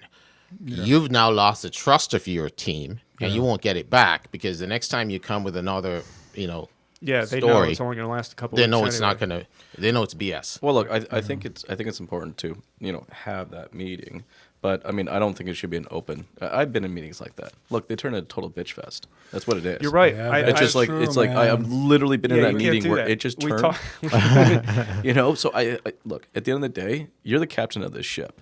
All right, give the damn ship some direction. Yeah. All right, let your team know this is the direction that we're going to head in. Right. And then if you want to start asking them how they can Right. get their opinions and advice, or thoughts on how we can make this ship go in that direction, that's great. But if you go into this meeting open, this is going to be a shooting range. You're literally putting a bullseye on your chest and say, please, for the love of God, just unload a clip at me. Well, I think organized feedback is required, because I think to know truly what's on the floor, because if your most valuable place, If they'll give it to you. you're still gonna get it, in my opinion, and maybe deservedly so. Well, but you'll get it if you ask it in the proper context. So, That's like I true, said, if you're too. giving the ship direction, say, look, yo, guys, all right, we've decided collectively as a management team, or hell, the owner steps in and say, look, guys, this is what we're going to do. Our priority now is going to be customer satisfaction. All right, this is now. Here's our baseline. All right, here's our score, whatever the hell you want to measure it, however you want to measure it, that's fine, right? Right. All right, this is the direction we're going to head in. Here are the 4 or 5 things that we're confident is going to help us start moving that direction. We want to hear you guys' thoughts and opinions on these 4 or 5 things. Don't Right, leave it open. I was going to say, you just Yeah. nailed on something. So we should start doing something with our calls on Friday where, to be honest, it started with, I got sick of coming up with topics that everyone could, because I want everyone to contribute. I don't want it to just be our sales team or just be our recruiters. I want to make sure everybody can contribute. So I've kind of put it on them to where I'm asking one of our employees every week, pick a topic. I don't care what it is. There's no dumb topics. I don't care if it's general culture stuff, if it's specific, but that's what we're going to talk about on that call. It's not going to go in a million directions. I want everyone can open up and discuss what they want, changes that they feel might be good to implement, but it's going to be about that one specific Right. topic. Because like you said, you got to keep people focused and on task and constructive too, where it's not just, oh, well, yeah, I noticed that and I have this problem. It has to be focused. Yeah, meetings have to have a direction, Yeah. right? Yeah. They have to have a very, very specific goal and objective behind it, right? Look, if you want to have a meeting because you want to help develop culture and get closer with each other, I can't remember who said it. Maybe Sean Kelly who actually said it. It was, I can't remember, maybe it was someone else too. I can't remember exactly, but they talked about how they had meetings where it was like, shit I found Tuesdays.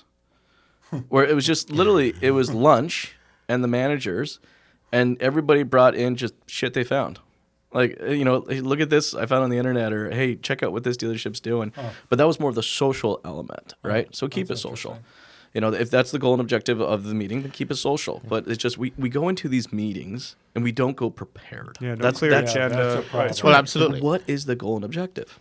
But what Right, if? what he did when he started this was he took the most shy employee that we have that hates to talk, hates to be engaged, and made her go first. Yeah, I picked on her a little bit. Right. But Which it was was awesome. great. But that was You about get people building out of there- culture, right? Yeah, like well, that was the goal. Right. And then once they start opening their mouth, it's like, see. So I contact them after the call. I said, see, Right. this See? is not this is not scary. And it's hard. It's even harder for us because we're all remote. So it's trying to connect people Right. remote instead of being in the same building. That's a challenge. Yeah. And we're, kind of, you got to be careful of pride, but pretty proud that 70% of our employees have been with us between 10 to 20 years. Right. Wow. 70%. Well, that speaks a lot to you, sir, and your team. Yeah. I think, you got to pick the right people first Yeah.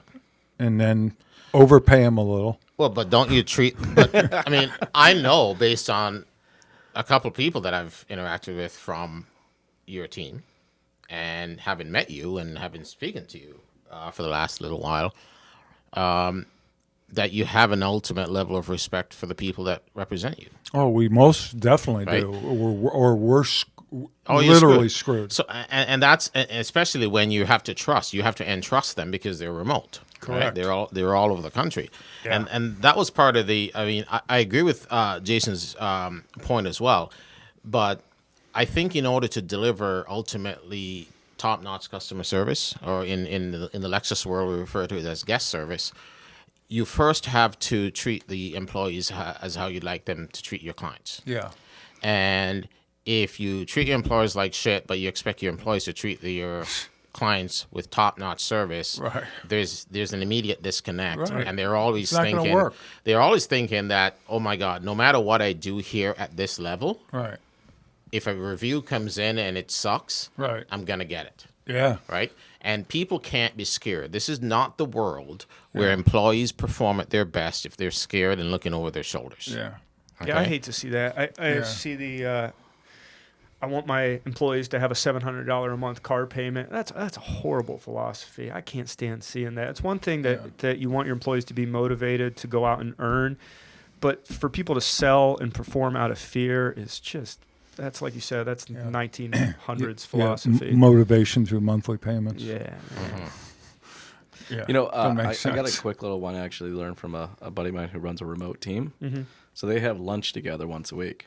That's a cool. So, idea. but what he does is and they're all across the country. He Uber Eats for every single one of them. No kidding. So they all get lunch. So they're all eating from the receive- same place. They're all eating. Yeah, he usually orders from the same chain. And it's usually like pizza or something like that. So he'll order a pizza for each one of those. And they're all That's a sitting down. great idea. I thought, and I was like, dude, why do you do that? He's like, I don't know. It was just one idea. But I said, do you know what the byproduct is? Because I totally got it. After the first time we did it, I totally understood what we got out Yeah, of it. that's cool. And it was That's just a this. good It was, and idea. the funny thing, it wasn't even like, there wasn't necessarily an agenda to the meeting. It was just having lunch with coworkers. Yeah. Which is tough to Socializing do. remote. Which is really tough to do with a remote team. Automotive vendor or out of the No, business? totally automotive. Not automotive at all. Oh. No. Yeah. Wow, I It's- love that idea. It's Yeah, I thought tough. so. That was cool. Yeah. I see all these cool things. Troy's always talking about. Yeah. They have Friday bourbon Fridays. He has. Yeah. I'm sorry. Who does he work for? Like, Which company is yeah, that? he's only Are they hiring? he's only like an hour and a half west of here. Yeah. And it's tough. I'm like, I can't do any of these cool things. I saw Jason Gardner brought in a masseuse on Friday and gave everybody massages on Fridays. I'm like, that's great. So I'm thinking about how we can do that for our people. And I'm like, I don't even know how we would do that, you Yeah. know? But that's something we could do. There you go. You have to send them a we gift could do card, but that. a gift card, it's It's like, not the same thing. you No, know, it's that not. stinks. No. Remote it's lunch. not. Yeah. Virtual I lunch. like I love that it. Actually, idea. that's a cool idea. I like that idea. But you know a what? lot. I think what it is at the end of the day, with everything we're talking about, is that there are a lot of people watching and listening right now, and they're agreeing with what we say. All right. But you have to be intentful. Right. Yeah, you got to implement, man. Exactly. If you don't be intentful about this, Right. all right, it ain't gonna happen. It's Right. you gotta create that routine. You know, Right. like I want to lose 20 pounds. Right. I'll be straight up. All right, my intent has not been overly great, and I know the reason why is because I didn't generate that routine. I didn't schedule into my calendar. I didn't make my phone remind me that tomorrow at 5 a.m. you're getting up, you're getting your ass to the gym. Like, you got to be intentful about these things. And Yeah. if you want to create culture in your dealership, Yep. if you want to enhance the customer service, if you want to stop doing transactional selling and start doing relationship selling, you can do any of this crap, anything that we talked about so far up to this point, but you need to be intentful about it. All right. So, is there any reason? So, everything you've just said it really can't be debated by Absolutely not. any above average intellectual, a person of any intellect whatsoever. So, why are dealers, managers fighting it? Why are they? Because most of the stuff that we're talking about today are little no-brainers, right? Sure. These are no-brainers. Yeah, these are obvious things. So what is the reason it's not happening? Well, I was just going to say something. I think part of it might be what you just said. The intent part part of it is is. so hard. So you get stuck and you're like, I want to do this, but how the hell do I do this? Where do I start? It seems so intimidating and massive, and it's like you can't just get that first step. Yeah. You can't do that first thing you have to do to start this. And part of it probably is fear of change and fear of failing, where, well, what if I try this and we sell fewer cars? What if I try this and my employees resent me, or this happens or that happens? So I think you talk yourself out of it the same way we all do, because you don't know if it's going to work and you're just unsure of it. If you want to do something, you just have to be intentful about the time that you put into it. All right. it won't happen on its own. Right. It's just not going to. Right. Okay. Just because you have good intentions. Just because you have good intentions and like you really want this to happen, that doesn't mean anything. I have good intentions. I really want to lose 20 pounds. It ain't gonna happen on its own. Joe fed me a cheesesteak. I literally just ate a cheesesteak. What the hell? From Damn good cheesesteak. from Tony Luke's. That is from, like straight up Tony legit. Luke's. from That Tony is Luke's. really good cheesesteak. I got to give my weekly shout out to Tony Luke's. They've missed Thank me you, 'cause Tony. I haven't been You made up my here. day. Nobody gets cheesesteaks unless Joe comes on the show because I'm Yeah, the only man. one who stops there. So And Google Home. my buddy Angel out at Tony Luke's. Yeah, should we get a Google joke? Yeah, let's get a joke. Hey Google, tell us a joke.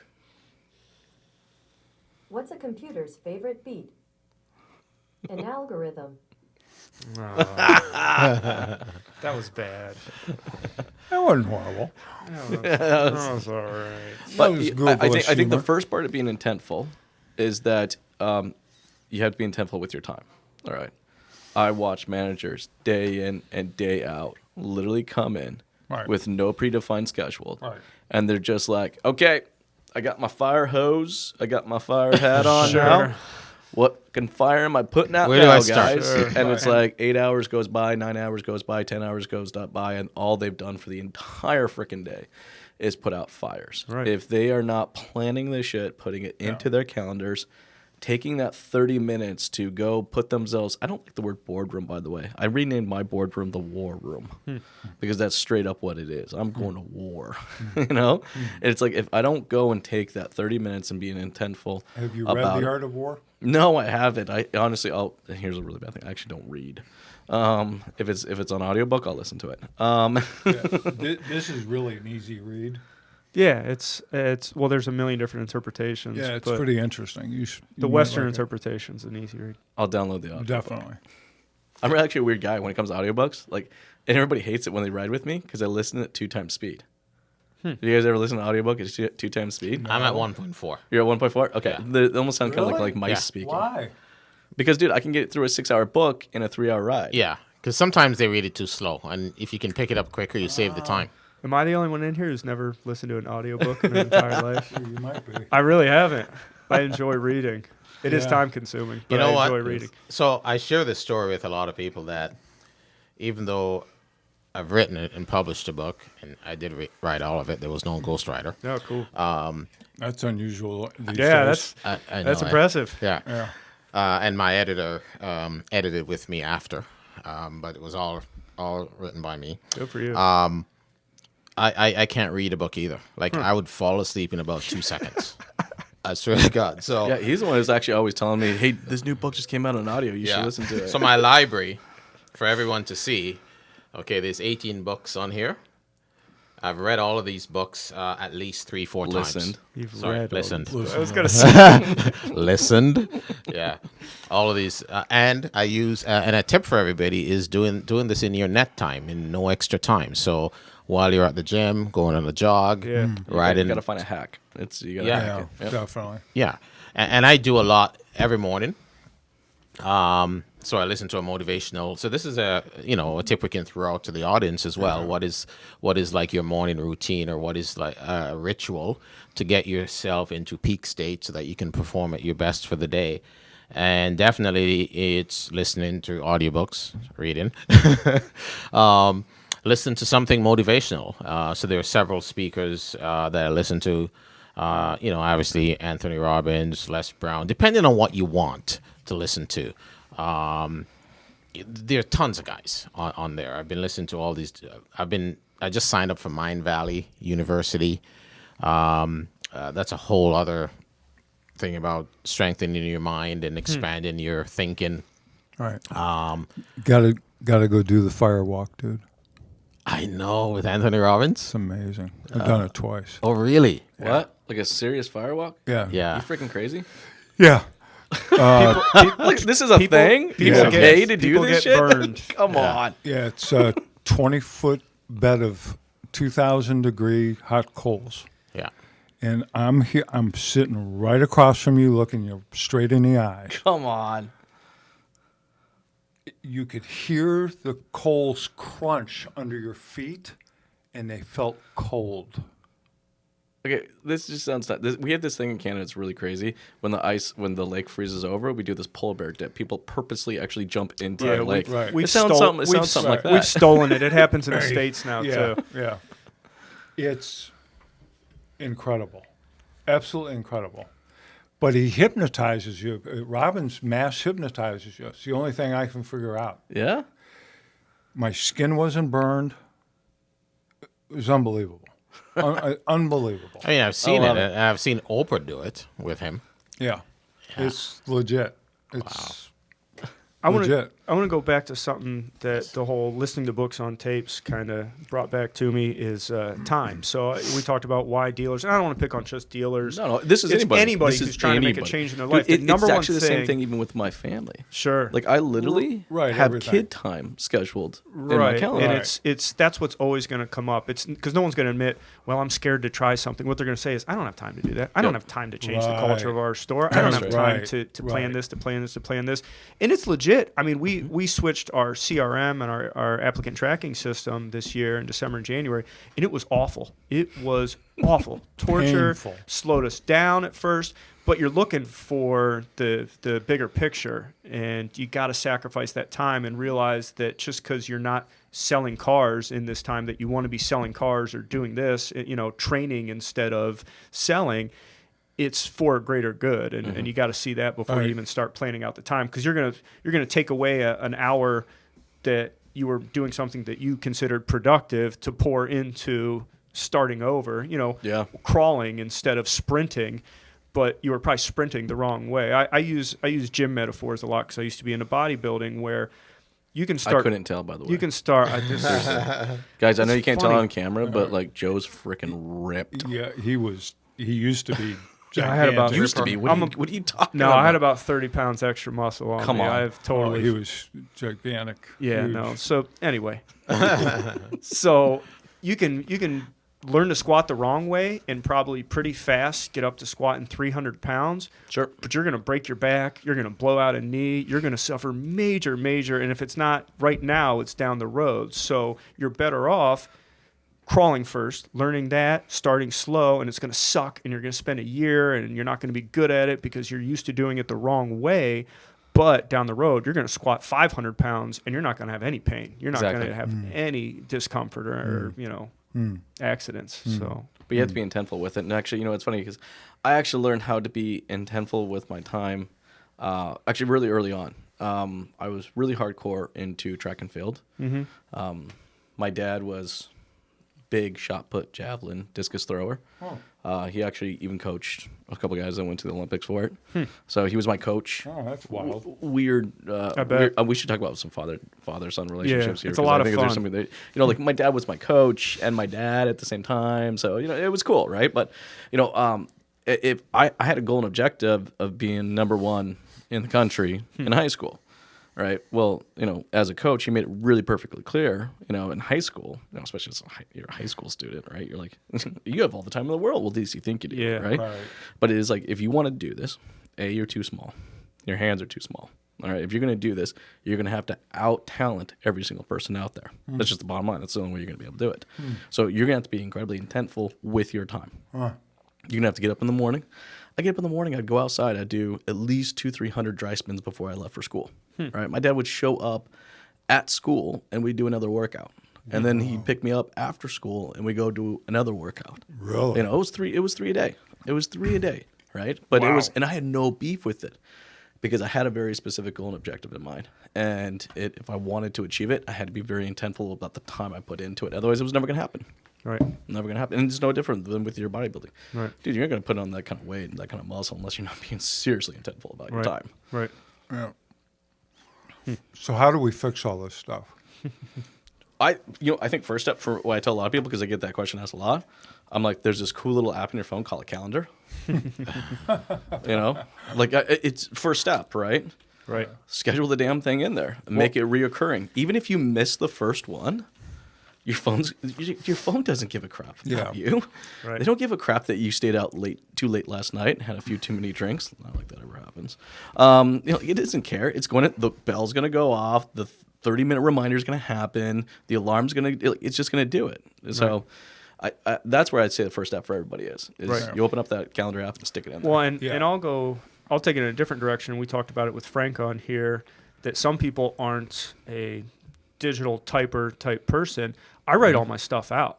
I got sheets and sheets and sheets of goldenrod, and it's not. I love technology and I use technology. That's one thing I can't use technology for because it doesn't stick in my head unless I see it and I'm writing it. It's So when I important to have me, it too. Sunday night and I'm writing out my week and I'm planning things out, that sticks with me. This is a good example. I have something in my phone for this Friday. This is embarrassing.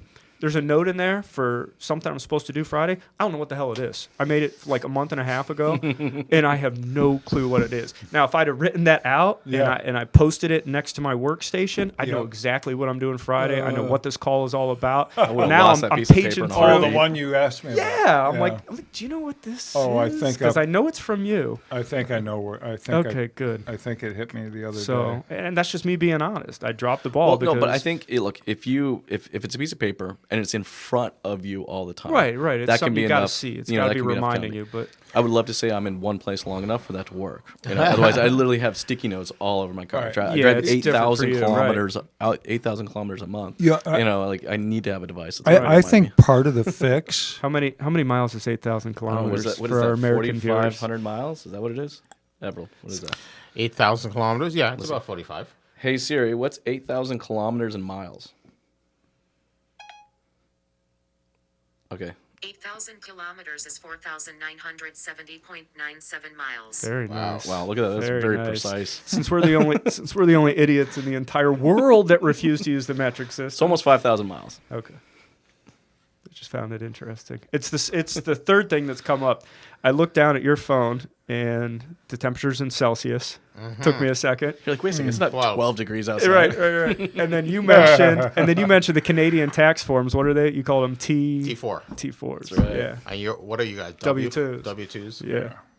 It's just a little differences. I want to talk on that a little bit. 12 And again, Celsius. and I don't want to harp on it too much. We mentioned Mike Logan was on yesterday, and he thanked my dad when he left. He goes, "Thank you for not asking the comedian softball questions that I get over and over. What's the worst heckle you ever had? Blah blah blah, the same stuff." So I don't want to sit here and say, "What do they call this in Canada?" But we actually don't do a ton of recruiting in Canada, so we don't spend a lot of time up We there used working to, with but- Canadian dealers. Yeah, it's just. Part of the problem is we can do on-site campaigns up there, but it's a pain in the butt. Sure. Just the logistics of it. Yeah. It's really challenging for our guys to get up there. So my question is, and this might be more for you. I think you spend more Excuse time in me. the States than you do, Everold. Do you see fundamental differences between dealerships and the way they're run between Canada and the United States? Gosh, there's a lot of differences. Is there? There's a lot. I would say probably there's a handful of obvious ones for me, right? The sheer proximity to dealerships next to each other is mind-boggling. Okay. Yeah. So like there'll be 30 Nissan dealerships. Yes, I said 30. That's not a Canadian thing. That's an American thing too. 30 Nissan dealerships within like a 45-minute drive of each other. No kidding. Like it's nuts. Like I mean, literally, where I live, I can walk from one Chrysler dealership to the next Chrysler dealership, and it's like a 15-minute walk. No way. Like that. So that was So one is thing. Is that planned blew by the my mind.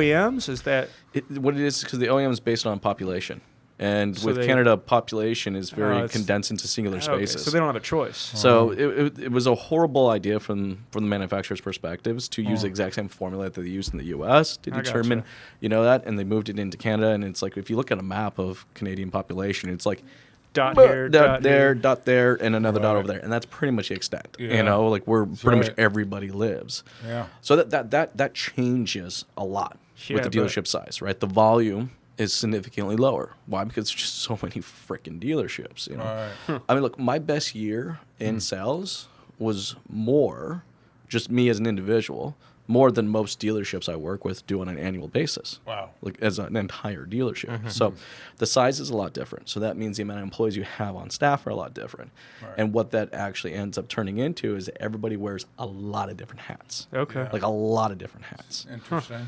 So it's like That a good thing or a bad thing? it can go both ways. I would say Yeah. majority of the time it's actually a bad thing. Yeah, I think it's a bad thing. Yeah. I really think majority. See, you don't get that in the States, right? Because the volume of the stores can Right. afford. Right. I'll have 4 or 5 Staff. internet people. That's all they do. They don't do anything else. Right. That's all they do. Right. Right. So you don't have that in Canada? No, you can't, Right. because you just can't. Right. You can't afford to kind of keep that. Right. Hmm. Even when I had my own mitts store, I mean, I would be washing cars if my wash guy didn't called in sick. Sure. You know what I mean? I mean, I had, there were 22 people employed at the dealership. 24 people employed at the dealership. That's it.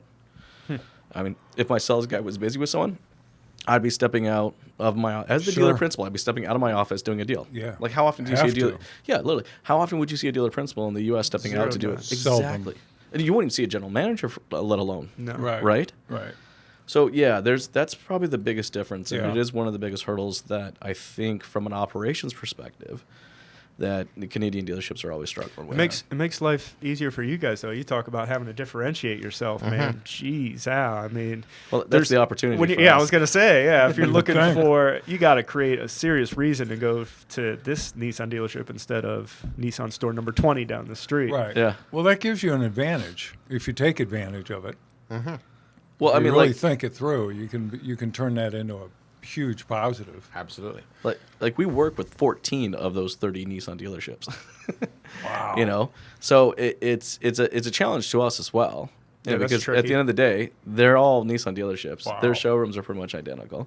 Our company, we do an obscene amount of video content. Yeah. Video marketing is Right. our niche, right? Right. And trying to tell the story to differentiate.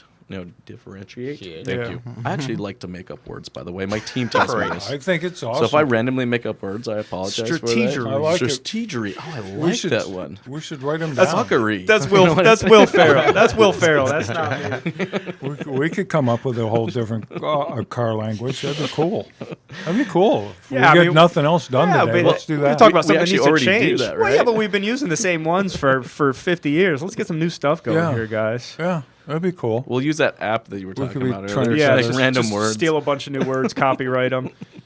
See, so in my opinion, the car business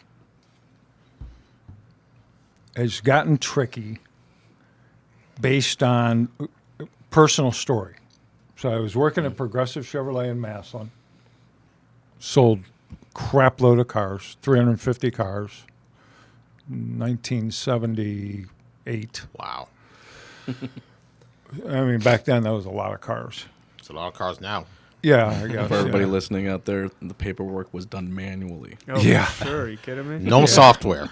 Yeah, Computers. yeah. Cost me $5 a day in lunch for my F&I manager. They actually had to chisel it into stone. Yeah, that's true. Almost. With carbon paper. So when I saw an ad for a closer, I had no idea what a closer was. That was the ad. It was actually for a closer. Closer. No idea what it was, but it was up north at a big Chevrolet dealership. So I go in there and interview, and the guy's questions were, how many cars did you sell? How did you do it? Blah, blah, blah, blah, blah, blah, blah. It was all about that. And he goes, okay, I'm going to give you a shot. Wow. I had no business being a manager. None whatsoever. None. Yeah. Like, literally none. I had a hard enough time managing myself. Managing someone else. And there was the training I got was hearing him, the general manager, yell and scream at everybody. Nice. Yeah. So the first day I'm there, there's a salesman there that's like 140 years old, been there 60 years. My Lord. Yeah. Yeah, he's like Moses. So, it's my first day there. It's the first hour there. So I didn't know any better. So he comes and grabs me, says, I got a deal. I want you to talk to this guy. And I didn't find out till later that this guy's name was Herb Holly, the salesman. Had never TO'd a deal to a manager in 25 years there. Wow. Never. Wow. So 4 hours I'm with this guy because there's no way I'm not closing my first deal. course not. There's no way. At the end of the deal, the guy gives me Browns tickets to the Cleveland Browns game.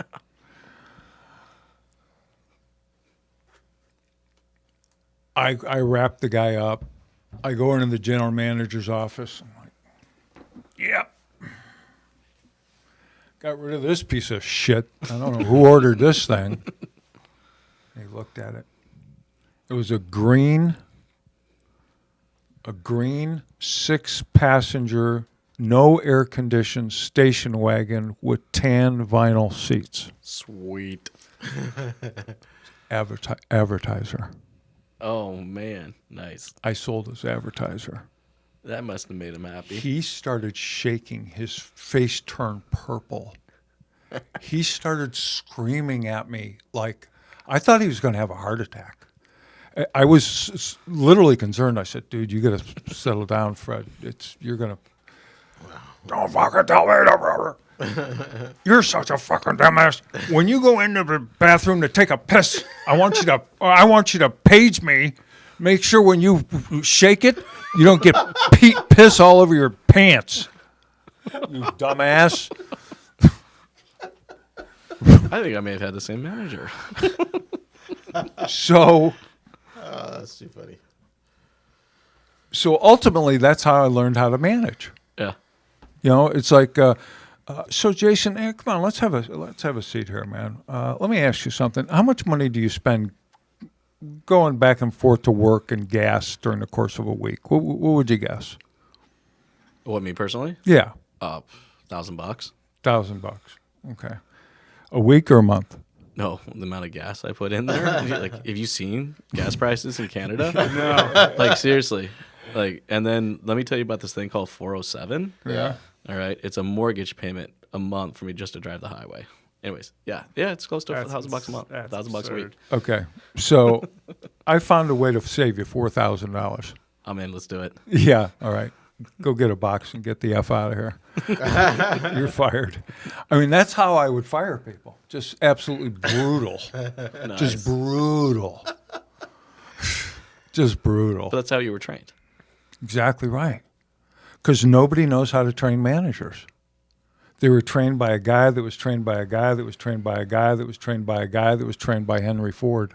Right. Well, You know, it's like, and we've mentioned it on one of the previous shows, might have been with Troy, that a lot of times it's just the best salesperson gets turned into management. exactly right. And that That's doesn't my mean point. shit. I mean, you see, again, sports It's usually analogies. It's usually a bad play also for the Absolutely. business, too. Absolutely. You don't need to do that. That's right. And then you take into account, it's like the sports analogy where a lot of the best coaches never played a down of football in their life. Yeah, They that's haven't right. picked up a ball, and it doesn't mean shit. It doesn't Yeah. mean that they're not good leaders Right. and vice versa. Belichick. Right, Bill Belichick. So Perfect example. Just because you can do it doesn't mean you can teach it. Right. Or you should be teaching it. Right. Yeah. Yeah. And luckily, I became a student of it and learned, but most don't. Yeah. You know, Yeah. I mean, very few do. Well, I'm glad we got on the topic of like buying and selling cars because now, Joe, have you worked at the dealership? Have you sold cars? No. Okay. No. So there's three of us that have. Yeah. All right. I wanted to do this. I want to hear everybody's war stories, like a good war story. You know. I'll let you guys. I'll let you guys think about it for a little bit, and we'll come back. He doesn't to it. need to think Oh, about he doesn't it. need to. He already knows it. Right now. Oh, It's because you've They heard just this. come out. I've heard You've all. heard this one 15,000 It's hard to times, co-host right? with my dad because it's like, so you guys just heard that first story. It's like, yeah, I've heard that I've story. heard that's It's a 16 fine. It's fine. It's nice to see other people's reactions because it's like I've heard all the stories before. like because I mean that Let me is see one if I thing. know. Like we collect, right? Like as salespeople, we collect stories. Yeah. Yeah. I mean, the amount of clients I've had, and some real fun ones, some real interesting ones, some ones I wished I never ever met. You know, it's just we collect a lot of these amazing stories. So I would, and Craig, you've been in this business for a long time, so I'm sure you got a doozy. But if you need a moment, I'll ask Everold because I know he knows. You got one? My war story? Yeah. I think so, but you go first. Okay. I got one. Yeah. All right. I had a gentleman come in on a used pickup truck. It was a 2002 Silverado. I think it was like a Z71 package or something like that. Single cab too, right? He comes in and he drives his. It was 2004, yeah. And he drives his Subaru Impreza in, and I can see like in the window there was a for sale sign.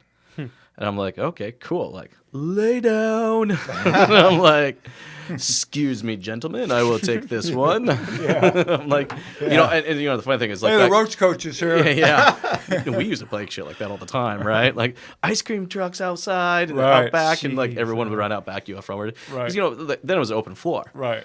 Right, so no one ever sat inside the dealership. No. We all stood outside. This is how we all point. picked up the habit of smoking, you know, because you were Yeah. outside. What else would you do, you know? Yep. So I'm like, okay, I got this guy. And so he comes in, and then I set him out on a test drive real quick, and then somebody else comes in and walks right up to me. He goes, "Hey, you guys selling that Subaru over there?" I'm like, matter of fact, we are.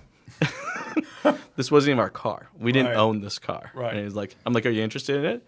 Man, I've been looking for one of these things forever. I have not been able to No find one. way. I said, dude, today's your lucky day. All right. Because we just took this thing in trade, and I'm going to make you one smoking deal. I had the guy Right. who brought the Didn't even car in talk to was him. just out on a Right. drive. Test driving. Was test driving. Guy comes back from the test drive. I'm like, hey, my used car manager really needs to take a look at your car. We're going to take it for a Right. quick spin. Is that cool? Right. Absolutely. Here it is. So then on the other side of the showroom, I take the guy's keys to the other customer, and I'm like, here, go take it for a rip real quick, and then come back and let me know.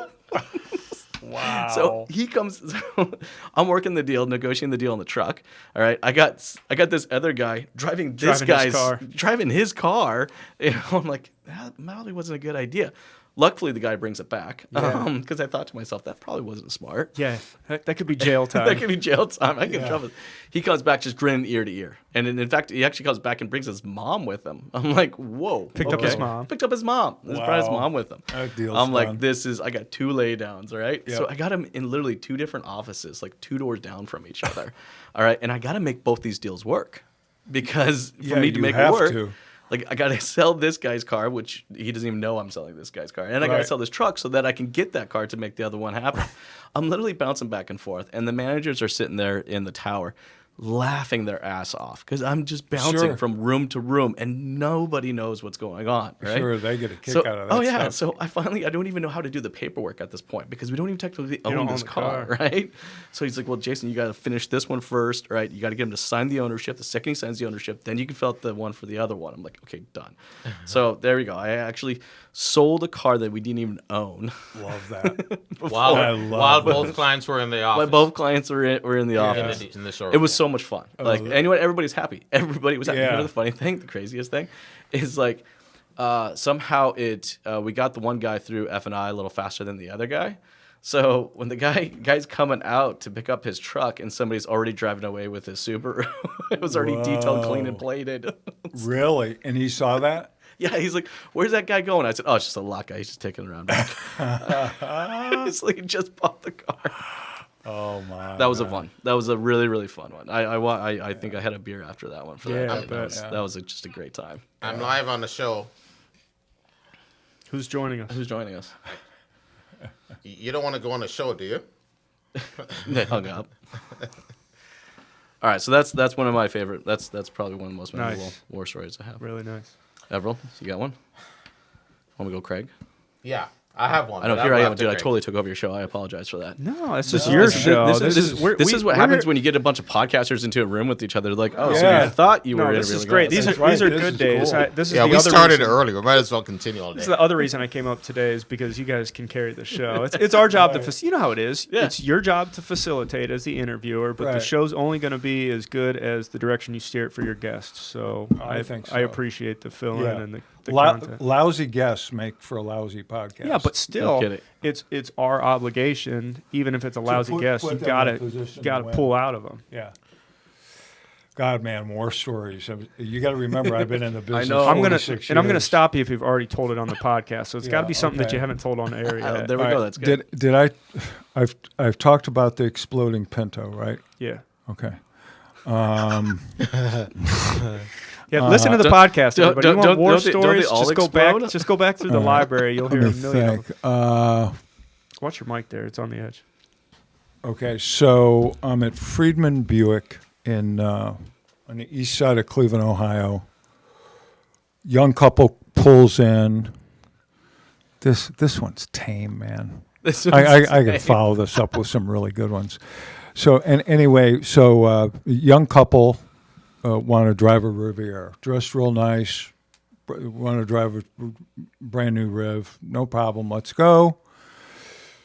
I drive first because I'm a good salesman, and that's what good salesmen do. I drive first, and 30 seconds outside of the driveway, bang, feel gun barrel right in the back of my, What? right behind my right ear.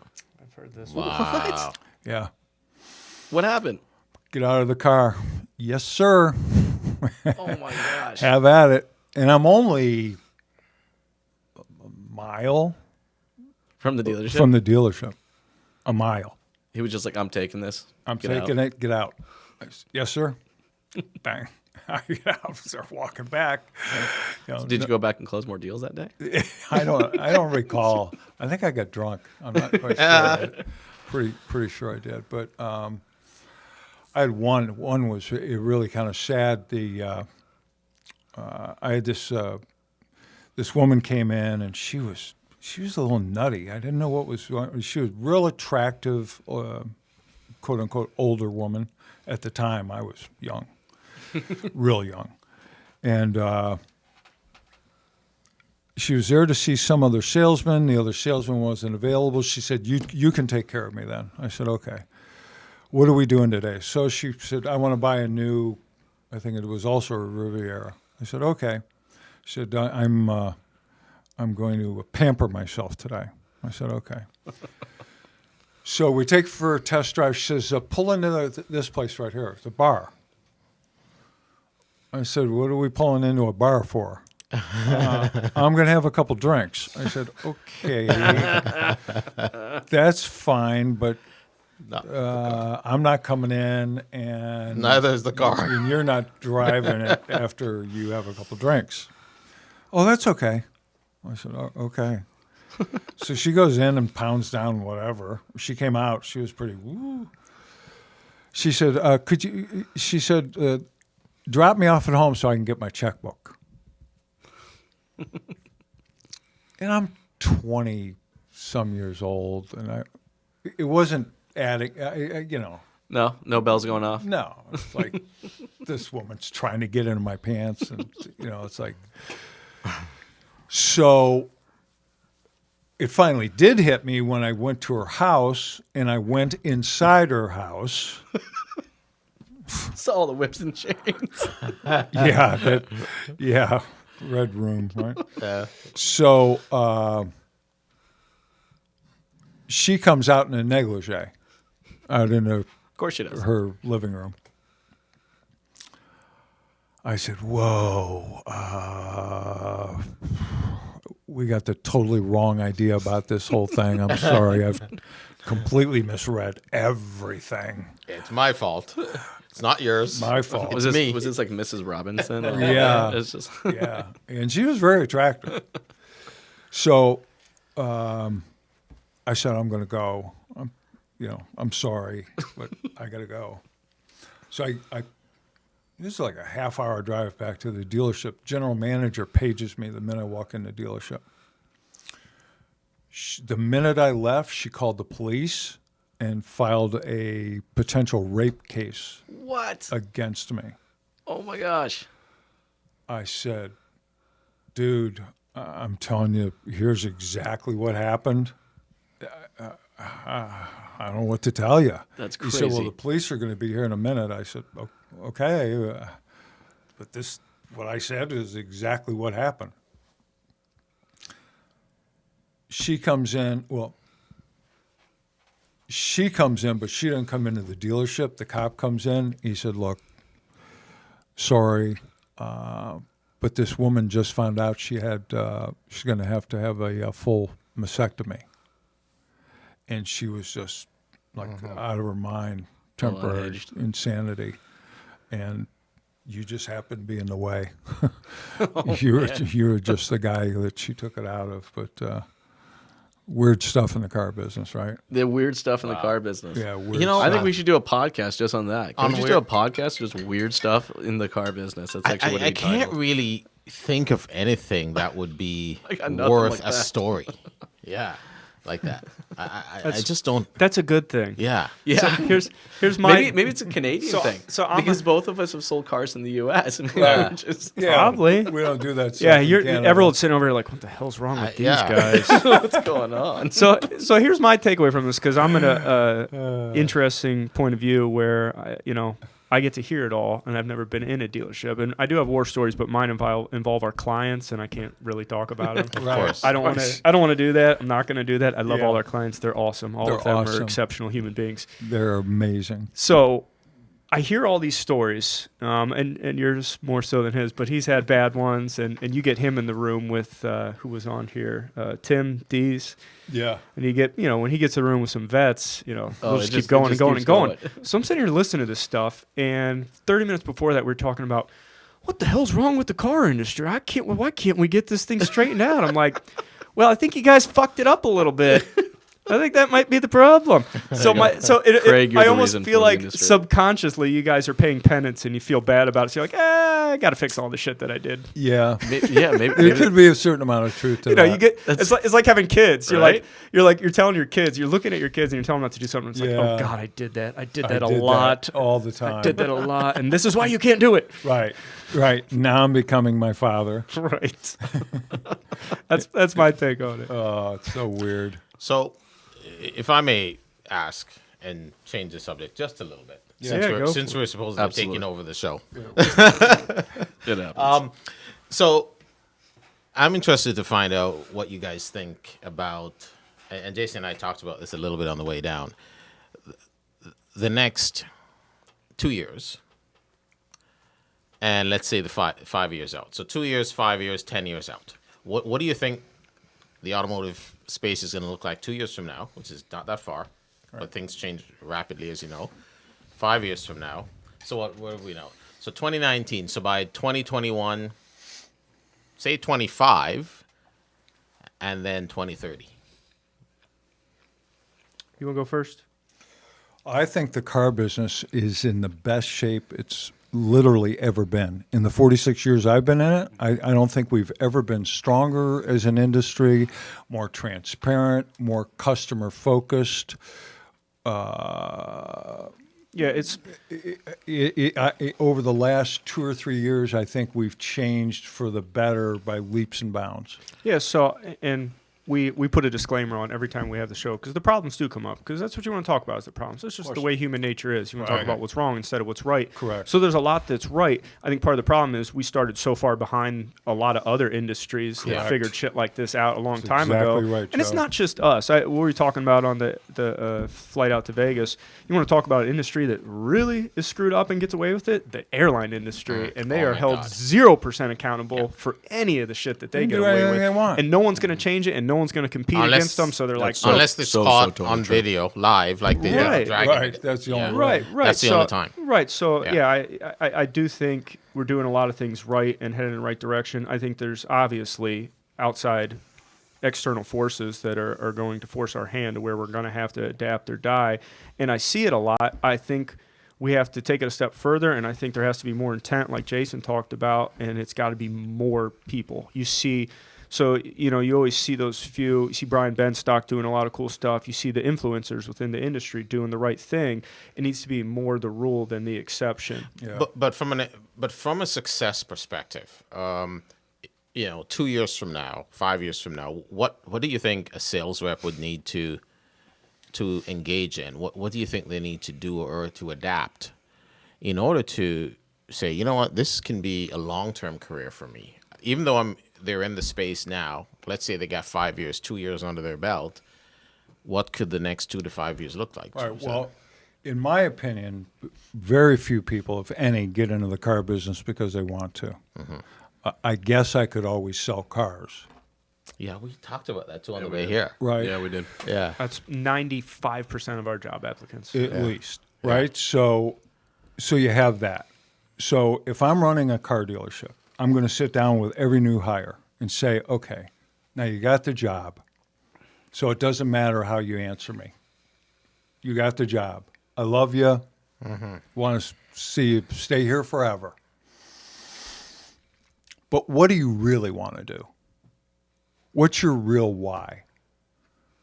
what is it your life goal is, your dream? The things you thought about when you were 8, 10, 12, 15 years old. Well, I want to be a record producer. Really? Okay. Are you doing it now? Yeah, a little bit half-ass in my basement. Right. And so to do it full on, what kind of money would you need to really build a nice studio?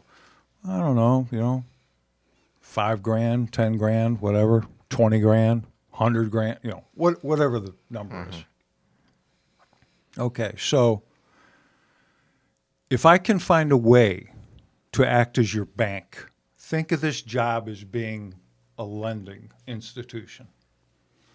If you do everything I tell you to do over the next 2 years here, everything, I'm going to find you that $100,000. You have to do everything I suggest to you, everything. But if you do that, I'm going to get you that $100,000, and then you're out of here. Right? Now, there's people listening going, what are you talking about turnover here, Craig? Turnover is horrible, man. We got to stop turnover. No, here's what happens. Only one of two things happens here. A, the guy sells the shit out of the cars for 2 years, right? Yep. And makes you a fortune. Yep. And he's getting out of the business, so he ain't taking them customers with you. They're yours, Exactly. right? Or he ends up making so much money, he what? He stays. He stays. So that's how I would, if I'm running a store, that's how I approach every new hire. So What's your like real why? what's your real why?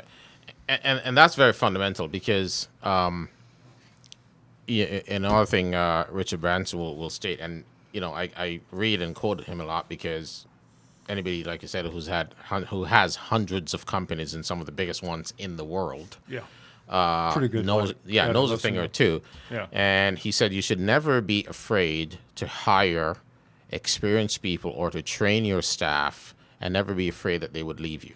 Right. Because if they're good enough, okay, so ultimately it's about acquiring or attracting the best talent Right. or the best person that you can train, and build them up. But you should, if you're thinking about, and this is typically how dealerships also think, is like, okay, I'm going to hire this guy and he's going to get good, and either he's going to be stuck here or he's going to leave because somebody else will offer him more money. But you should never be afraid to, improve in their personal development or to encourage personal development, Right. or to encourage them to set big goals, Right. because of the fear of them leaving. Right. Right. Right. Well, and so the thing, I was going to come up with something really specific, something specific they could do to adapt their style or to keep up with what's going on within the market. And again, it would need to be authorized. You would need the management, the ownership would have to give them the freedom to turn this into their own thing and allow them to do the right things to adapt, is delivering cars. I think people have to start realizing, and we talk about Carvana in the States, and Carvana. It's like, we can do all this shit. We can do all the same stuff that they're doing, Yeah. but you have to give your salespeople the authority and the training Right. and the leadership to do the same things Right. that they're doing. But Go how frickin' deliver hard a is it? frickin' car. I mean, I talk to Drives me crazy. I talk to a lot of moms and dads and people in the demographic of who's buying cars, and I hear it over and over again where it's like, I knew exactly what I wanted when I was coming to the store. I knew everything. I knew all the pricing. I was going in there and I already knew. So you're not really there's not a whole lot to be said. And I'm not saying the brick and mortar has to go away, but you have to be prepared to adapt and Yeah. pedal to the customer and Yeah. do it the way they want to do it. Right. And What's the- so and the- hard about that? I don't get it. And this is what we covered this in our podcast this yeah. morning. I swear to you, because it's like we were preparing for this show, Right. and we were like, Brilliant minds, man. We're all on the and same. we were That's talking very about true. this exact example. 68% of clients, based on Google Auto Review or analytics, do want the car brought to their home or office. Yeah. Oh, is that right? Yes. There's a there is analytics on this. No way. Okay. No kidding. 59% will consider new brands. 41% are loyalists unless you really upset them or drive them away. Right. 68%, and this is the model that Genesis has adopted, where they right. market it where Right. we'll bring the car to you. Right. Because all you're doing is because families like, Jason's or yours or mine are ultimately busy. Yeah. And, mother and father, husband and wife are usually overlapping for an hour at home, between kids off to hockey, Yeah. gymnastics. 2 hours max. But a if day, you yeah. can get that car to them when the entire family is there, Right. okay, that's one major It's huge. problem solved right there. You bet. Right? So it's not that hard, and I do weird shit. Like, I'll That is very deliver true. a He does car. a lot of weird shit. I'll deliver a car to Northern Ontario, which is not close. Okay, Ontario is a big province. Okay, Yeah. just Right. for those, just to give you a perspective, folks. To get from Southern to Northern Ontario, you could drive from there to Florida in the same time. Okay. Like, it's a 22-hour Really? drive. Wow. In some cases, yeah. I did not Yeah. know that. Yeah, like Ontario is a massive province. Wow. All right. So, but I'll drive, and I've met clients halfway that are 6-hour drive away, and I'll meet them. So that's like driving from Ontario, from Toronto to Pennsylvania, or to upstate New York or somewhere. Right. And I'll say, okay, month end, here we go. We need to get the car out, we need to hit target. But you've created such a good experience just even on the phone. And they're buying this car from you over the phone, just like Right. Carvana, Right. right? Right. Or on the internet. Right. And you're saying, don't worry, I'll bring it to you. Right. Bypassing other Lexus dealers on the way Right. to deal with somebody that they've never met Right. versus a dealership that's closer. Absolutely. Yeah. And Real world though. Yeah. How much of that is you, your DNA, what's in you, your heart? Well, largely. And Yeah, his can that dealership be hasn't made a scaled? choice to Is do that so. is that scalable? Is that teachable? It's teachable to a point, but you have to want to do it. Like the salespeople, I know salespeople who won't drive 20 minutes or don't Right. want to, who thinks it's a problem. Right. Because, it's traffic, I'm going to be late. Well, to me, if it means hitting my bonus, I'm leaving at 5 a.m. That's right, Yeah, man. that's true. That's true. Okay? Yeah. So I don't, nothing stops me from delivering the car or picking up a client. I've delivered a car to Ottawa and took the airplane back. Sheesh. Okay? Wow. And in 2019, who doesn't have all their business right in their phone anyway? Yeah. What are you really Right, that's missing? true. No What are you big deal. missing? Right. Well, I Right. mean, we just my family we just bought a new family vehicle, and it's being delivered tomorrow. Nice. Being delivered tomorrow. Yeah, the dealership's 3.5 hours away from me. I did take the initial 3.5 hour drive. Actually brought the car. We drove the car for a full day. So to make sure that it was just right for us, Right. like this is a considerably much larger vehicle They than what we've dehorsed already. you. Yeah. And it was just Puppy dog clothes. Yeah, well, you know what? I asked for it actually. They didn't Yeah. offer it. I asked. Right. Good. Because I wanted to, right? Right. I wanted to make sure like this is not a small investment by any Right. means whatsoever. Yeah. It's a considerably larger vehicle than my wife has ever driven, and it's going to be the primary family vehicle, and which means she's going to be one driving it 80-90% of the time. So I wanted to make it. Right. Look, a 30-minute test drive was not going to make me feel comfortable about the purchase. So No. I made it perfectly clear Right. that a full 24-hour test drive Right. was going to make me feel comfortable Yeah. about the test Luckily, drive. But- they listened to you. they did, and you know what the funny thing is, they've listened to me the entire way.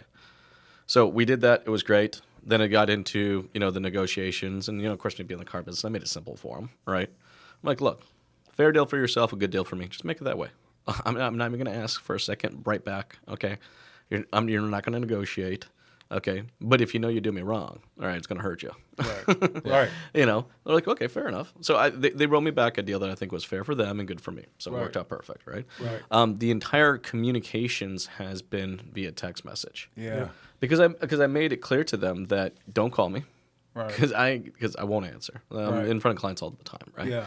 Don't send me any emails because it will get lost in the other 300 emails I get on a daily basis. It Yeah. just if we need to communicate, we got to communicate Yeah. via text. Yeah. All right, fair enough. We'll do that. Or So- or LinkedIn. Or LinkedIn, yes. If you want to get a hold of me, yeah, that's another. Actually, I did tell him. I said, look, these are the 2 places you can get me the fastest. Yeah, and we don't even have to talk about Carvana. You can talk about other industries. I mean, there's no bigger Yeah. purchase in your entire life than buying a home. Yeah. And have you ever met any of the mortgage brokers, loan consultants you ever worked with? I don't know who the hell they are, or what they look No. like, but I have a relationship with Voice. them because they gave me a $350,000 loan. I was willing to Right. do that over the internet, but we're not willing to do a car transaction Car. or anything. Yeah, I didn't meet my mortgage person Right, until the man. day we closed, and I didn't they meet mine chose- at all. He They, was well, in they actually Michigan. chose. They wanted to come see me. I was totally cool with not seeing them. Right. But they were like, no. This last one, we're gonna bring a little something for you. They brought a little cool. housewarming gift, that kind of stuff. Like they wanted to. That was a part of their process. cool. So. Yeah. I mean, look, I just ordered a hot water heater on Amazon. This wasn't a small. This isn't a small thing. Hot water heater. I on literally just Amazon. ordered a hot Jesus. water I've heater never on done that Amazon. one. So here's the thing. I called. I knew what I needed. You know what I mean? So I called the company. What's the first thing I get? Please hold. Oh man. Then I get into it, and they're like, obviously I can tell right from the gate. They have no time to talk to me in any way or form. They're like, what part number are you looking for? Do I look like I work in this industry? Yeah. Do I sound like I work in this industry? JBL 978. Yeah, let me get the 12. part number. I don't know. Is that the one I'm looking for? Right. So it's like there were no it was just like, and I tried to make it easy on them. I'm like, this is what I have. This is what I'm looking for. I'm looking at right now. Like, what do I need to look for? Right. Again, wasn't any help. Right. Right. Finally, I went 15 minutes later. We finally figured out what it is, and then it comes to I said, okay, cool. Can you go ahead and order that for me? Right. Yeah. I didn't negotiate on the price. I didn't do any of that. Just like, can you please order that for me? Right. And they're like, okay, cool. It will be here maybe 2 weeks. Maybe. Wow. What the hell do you mean maybe? This is 2019, all right? Amazon literally, I ordered a tie from them the other day, and I got 5 freaking notifications on when this thing is coming. Right. What do you mean it's maybe going to be in 2 weeks? I said, oh, okay, all right, so what do I got to do? It's like, well, you got to call back. Wow. I was like, whoa, dude. I was like, okay, you know what? I'm good. Now the cool thing is that now I've taken the 15 minutes. I knew the part number I was looking for. So what did I go do? Amazon, put my part number in. Sure enough, I can get it in 2 days delivered to my house. Wow. And it's on its way right now. I got the notification earlier that it's now in transit. That's you why know? this guy's scary, man. Yeah. This guy's scary. He is scary. But this is how dealerships and other businesses lose clients Yeah. because They're Right. not willing to meet them. they're not even listening. Right. Yeah. Right. Right? Yeah. Right. It's like you got to work in my space. But look at the communication. Look at the answers that they're giving him. Right. Right. What's the part number? 2 weeks, maybe. And you call us back instead of us calling you back. Yeah. Right, and they have all the information. It's funny, you still use them as part of your transaction. Yeah. And then really the easy part, getting the frickin' water heater, which is what you're providing, they flub that. So it's kind I'm of a similar to total us. laydown. So we know everything there is to know about this vehicle. We know our customers. We got our customer service game down. We got the financing down. Okay, can you bring me the car? Oh no, you got to come in and get the car. Yeah. Yep. What? Oh, and by the way, Get we're 'em in. only open till 6 o'clock that Right, day. Yeah. So, and we're not open on Sundays. Yeah, no So, Sundays. so Saturday like till if 4. if you want to pick it up Friday for your hot date, you're gonna have to come in before Yeah. 6. You're gonna need to leave work early. Yep. And no, man, we don't do Sundays. Come on, like seriously, that's Right. that, Yeah. Yeah. I've had Get 'em many in. clients. We have a lot of clients who go south in the wintertime. Typical snowbirds. And I had this one client, speaking of Sundays, he was flying back on the Sunday. I think I So, remember you telling me this one. Month end was the Saturday. He agreed to take delivery of the car, signed paperwork the minute he returned. So I kept the car just outside the gate. Met him at the coffee shop Sunday to pick up the car and delivered it to his house with him. Right. But the thing that people should learn in a lot of the experiences that we've been sharing today is a lot of your clients will actually play ball with you. They will actually do whatever you ask them to do if you treat them right. Sure. If they know that you've looked after them, you've given them a good deal, you've given them great service, and that you're genuine, you're authentic. The things that I ask my client to do and get no resistance from, you'd be blown away. Right. Right. Well, it really comes down to a lot of times just being a nice person. Yeah. we got away with murder for so long, which you spoke about. But I Yeah. mean, how many times well, I don't know. Yeah, I guess it still happened while you guys sold cars, but getting a customer to get inside a trunk and then close them in the trunk. Oh yeah, we used to do that Those are on always all fun. fours underneath the car, so you can show them the subframe, Right. Yeah. bouncing Bet the you back of the $5 you pickup. can't get her in the trunk of the car. My boss used to walk You're around on, with a roll of man. hundreds just for that purpose. First person to get somebody in the back of that pickup, jumping up and down and holding hands. Here's 100. Right. Oh, I was making hundreds all the time. Right. I had a manager at Progressive. He was completely insane. Where, so it was like this. So I'm sitting here. I'm the salesman. The customers were right there, and an opening behind you. He would walk by, undo his fly, and wiggle his dick at me while I was with customers. Ed Holman. Oh my God! And now you know why we have this stereotype in the industry, how Yeah. fucked up we And all are. Yeah. It's still there for some people. Yeah. There was one month where I was going to take, this is like sacrilege, but I was sitting on 30. This is going to be off by a couple, but the point will be there. I'm sitting at 35, and Ed Holman's kid, Scott, was sitting on 29. Okay, but half the deals he got were from his old man. They were all spoons, right? Yep. So I'm thinking, you know what, shit, I ain't going in today, man. I'm up by 6 vehicles, and it's $1,500, Yeah. salesman a month. So it's like, I'm good. So one of the guys called me, says, look at, man, Ed just spooned his kid 4 deals. You really ought to come in. And I went to your mom. I said, look, I got to go. She said, what do you mean? It's your one day off. I said, honey, we're talking about $1,500 here. So I got to go. And it was like I sold one, and I ended up, I don't know, I think I had like 37, and he ended up with like 34 or something. But Nice. It was like, But you know what's interesting about that story is that for some reason that's how we were rewarded. Like your best salesperson Yeah. was the person that sold the most amount of units. Yeah, That's right. not really. No, No, That's not the case Things today. have Like changed. your best salesperson, and you know what's funny is like, we're the you're only right. industry. We're the only industry. Like going back to our sports analogy, really early on, right? We're the only industry that measures the best of the best based on end results. Like that doesn't happen, right? There are players out there are not measured completely on end results. It's every opportunity they have. They're measured on that. Every opportunity they get the puck. Every time they go up to bat. Right. All right. Every time they make a play. All of those analytics are measured. I was going to say, so it's more advanced analytics than absolutes. It's how Yeah. strikeouts don't mean anything in baseball anymore. No, the best it hitters doesn't. in the league strike out yeah, good point. 300 lot. times a year. Yeah. No one Exactly. cares. No one bats cares. an eye at No it. one bats an eye at it, right? Just It's to what you swing for it's the what home you run. do with the opportunities that you have, right? But the funny thing is, going to that point was that how non-customer centric, Right. that original approach was. And we were talking now, about being customer centric. Like, guys, it is a little scary that we're talking about how we can't even get a vehicle delivered to a customer, but you got to understand for the customer that is now the expectation.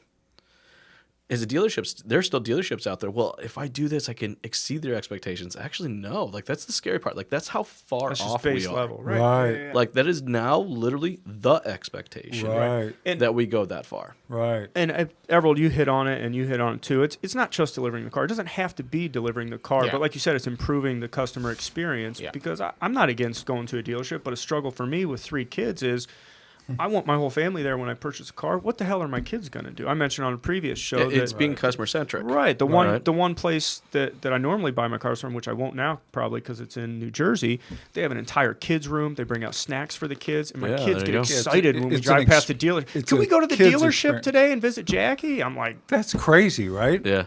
so it's there's substitutes. It doesn't have to be delivering the car. You No. should if someone asks to, but like you said, you build a good relationship with the client.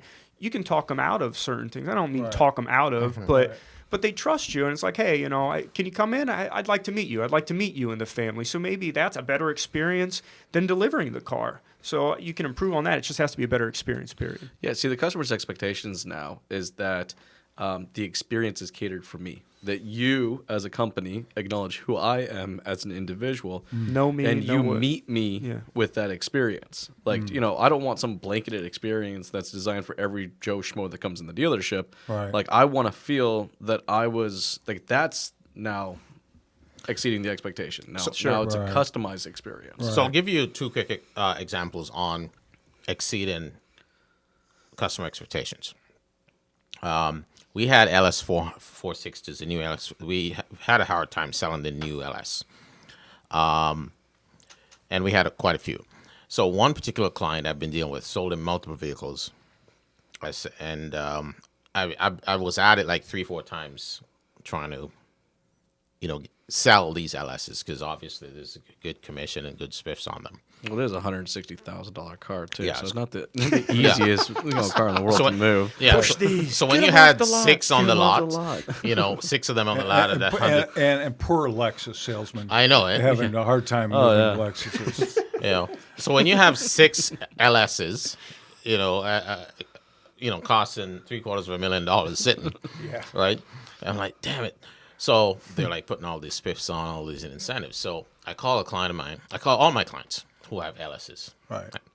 And there are specific clients I target that will literally do anything I ask. Right. And this occurred again yesterday where we had, there's this older gentleman. He's 84, but he doesn't look it. He looks, anytime I've called him to say, Mr. S, come and take a look at this.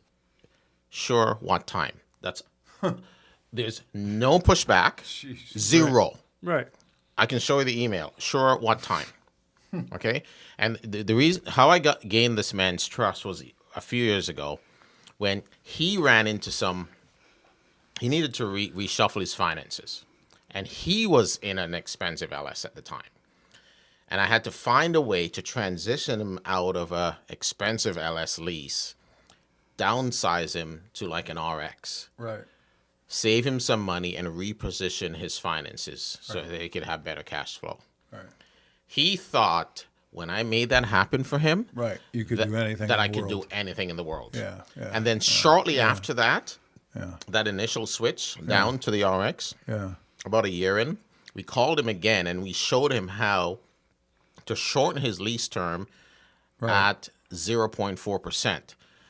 So even though it was a ton of money with negative equity and all, the fact that we were able to shorten the lease term and show him a 0.4% interest rate, Right. he goes, oh my God, Everold. Right. So even though I have all this negative money, I'm not paying a whole bunch of interest on it.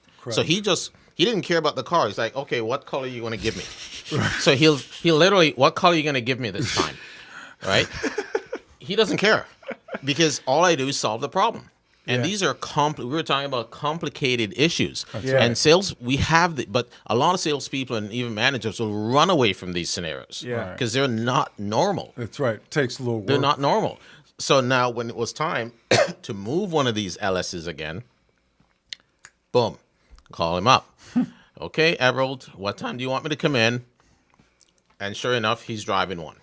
Then I called another client. He was on his way to Japan that day. And I was after him for like 3-4 times. And he said no 3 or 4 times. He was happy with the RX. His wife didn't want him to, get out of the RX because she loved the SUV to take their stuff to Florida and back. So in this experience now, I said, come on, just tell me what we need to do. And I could go to his text message right now and read it to you. He agreed to a particular payment with the service plan included. And he said, I'll have to give something for my wife in here, a $500 gift certificate to the winery. Right? That's how we made that deal happen. Smart man. Right? And he's on his way to the airport. I go, no, you don't understand. It's month end. You need to stop your ass in here, right? On the way to the airport. I going to Japan. On his way to Japan. Write up this deal. That's control. He's back. He's coming back on the 30th or the night of the 31st. Okay? This is a fact. I said, okay, we'll bring you the car the morning after you're back. And that's what we did. Wow. Right? That's awesome. And that's how we win. That's how we win. That's That's not right. that's stuff you're not going to get. It doesn't matter if Amazon does it, if Google does it, if Carvana does it. Yeah.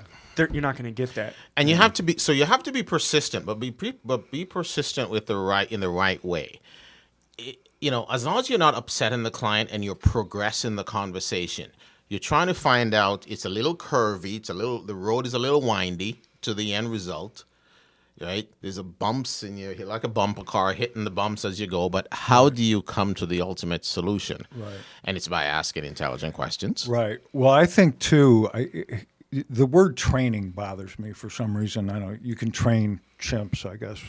Probably the reason it bothers me, but And training gets forgot. yeah, training gets forgot. That's a good And good that point. might be why people are scared of training. Is I got to keep training. I have to do it every day. Right. It's, I think developing salespeople I like the word or better. employees Yep. is much more powerful. Because that's really what you're doing at the end of the day. You should be. Managers manage processes and inspire and develop salespeople or whatever department it is in a store. And I think it's so important. I think we could, as an industry, someone can do it. Someone's doing it. We mentioned Ben Stock here a lot. Probably so he'll get on the show. You listening, Ben? You better get on the show. Yeah. Ben Stock, get on the show. Stop being a dick. Get on the show. There's your audio piece right there. Can we can we cut that real quick? Yeah. Just Right. mail it to him. Right. Yeah, stop being a dick. Yeah, I might do that. That might be good. See, I have great ideas. Yeah. Yeah. Thank you. But why couldn't we, some dealership, wherever it is, tomorrow, they use us to hire people. Mm-hmm. So let's do this right. Let's do one class right. One recruiting campaign. Let's do this perfect. How are we going to onboard them? Exactly what are you going to do? How much time are they going to spend with every single department head in the dealership?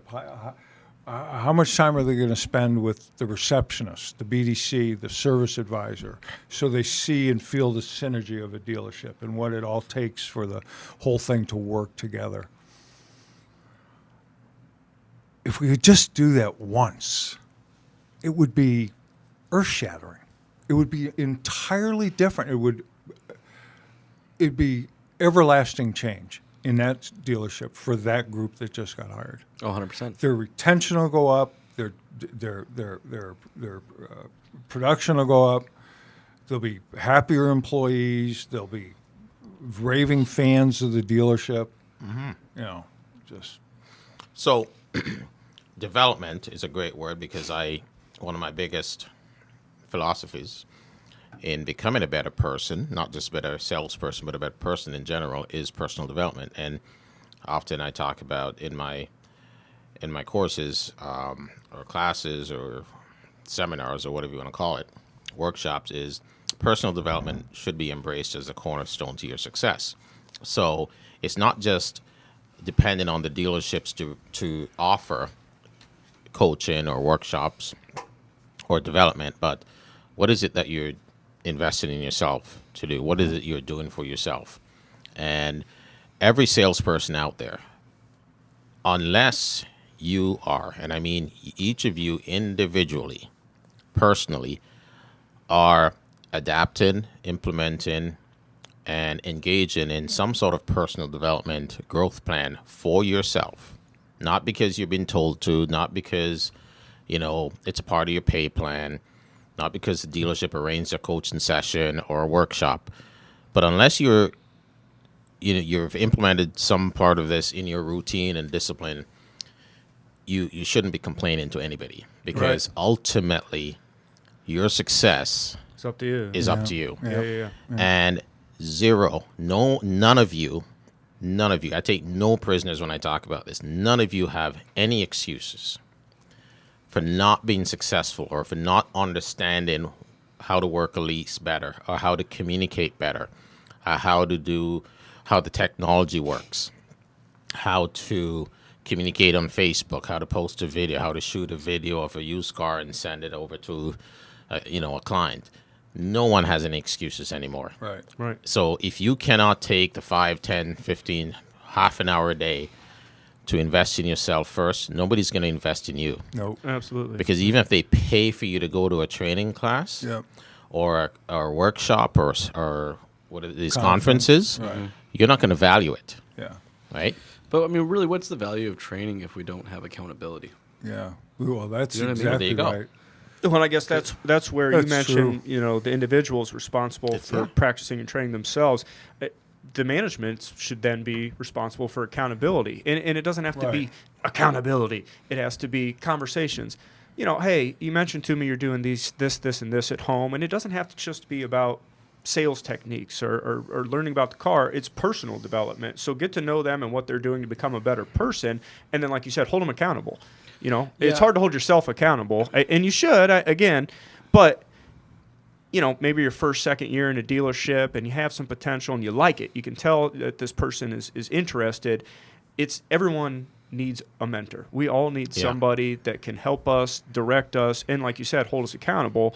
Otherwise, why are we there? So why do we have sales managers? That's that coaching element, right? Yeah. Right. Yeah. But again, how many sales managers do you know actually get trained on how to be a coach? Yeah, so where Yeah, does it no. start? I'll, I'll tell you right now, majority of the ones Zero. I know, Lucky. and a very, very large majority of them, are managing people's efforts. They're not managing process. They're Yeah. not letting No. that process manage that And- person. no, They're trying to manage the person. Out of the other side of my mouth, these guys have just brutal jobs. Oh, they do. Guys Yeah, and hours, women. et cetera, I yeah. mean, they're just, these are Anybody in that brutal position, jobs. that is a very tough position to be in. I mean, Yeah. you got 5, 10, 15, 20, 30, 40, 50 salespeople Children. that all have their problems, right? And then the detail kids are drunk all day and didn't show up, and you're having to hire one of those a week. And just, So we're I mean, it's undervaluing insane. everything then. So we're undervaluing are. mid-level management We too. are. Saying, We are. I We can put are. anybody in this position. No, that's a You're really right. important position. You're exactly Yeah. right. You're exactly right.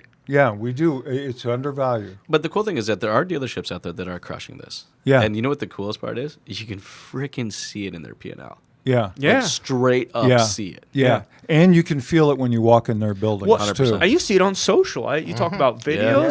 Yes. I'm amazed. Yes. It's great. And I feel like it's just been in the past year or two. We used to talk about Facebook's a waste of time because there's no dealers on there. There's no GMs on there. Why are we on Right. Facebook all the time? Right. Now there is. There And they're is. posting videos of their training sessions, their morning meetings, and it's inspirational stuff. It's Yeah. enjoyable to watch, Yes. not just for the employees, but for anyone in the That's industry. changed in the last couple of years, for Yeah. sure, Yeah, with Facebook. Really Absolutely. has.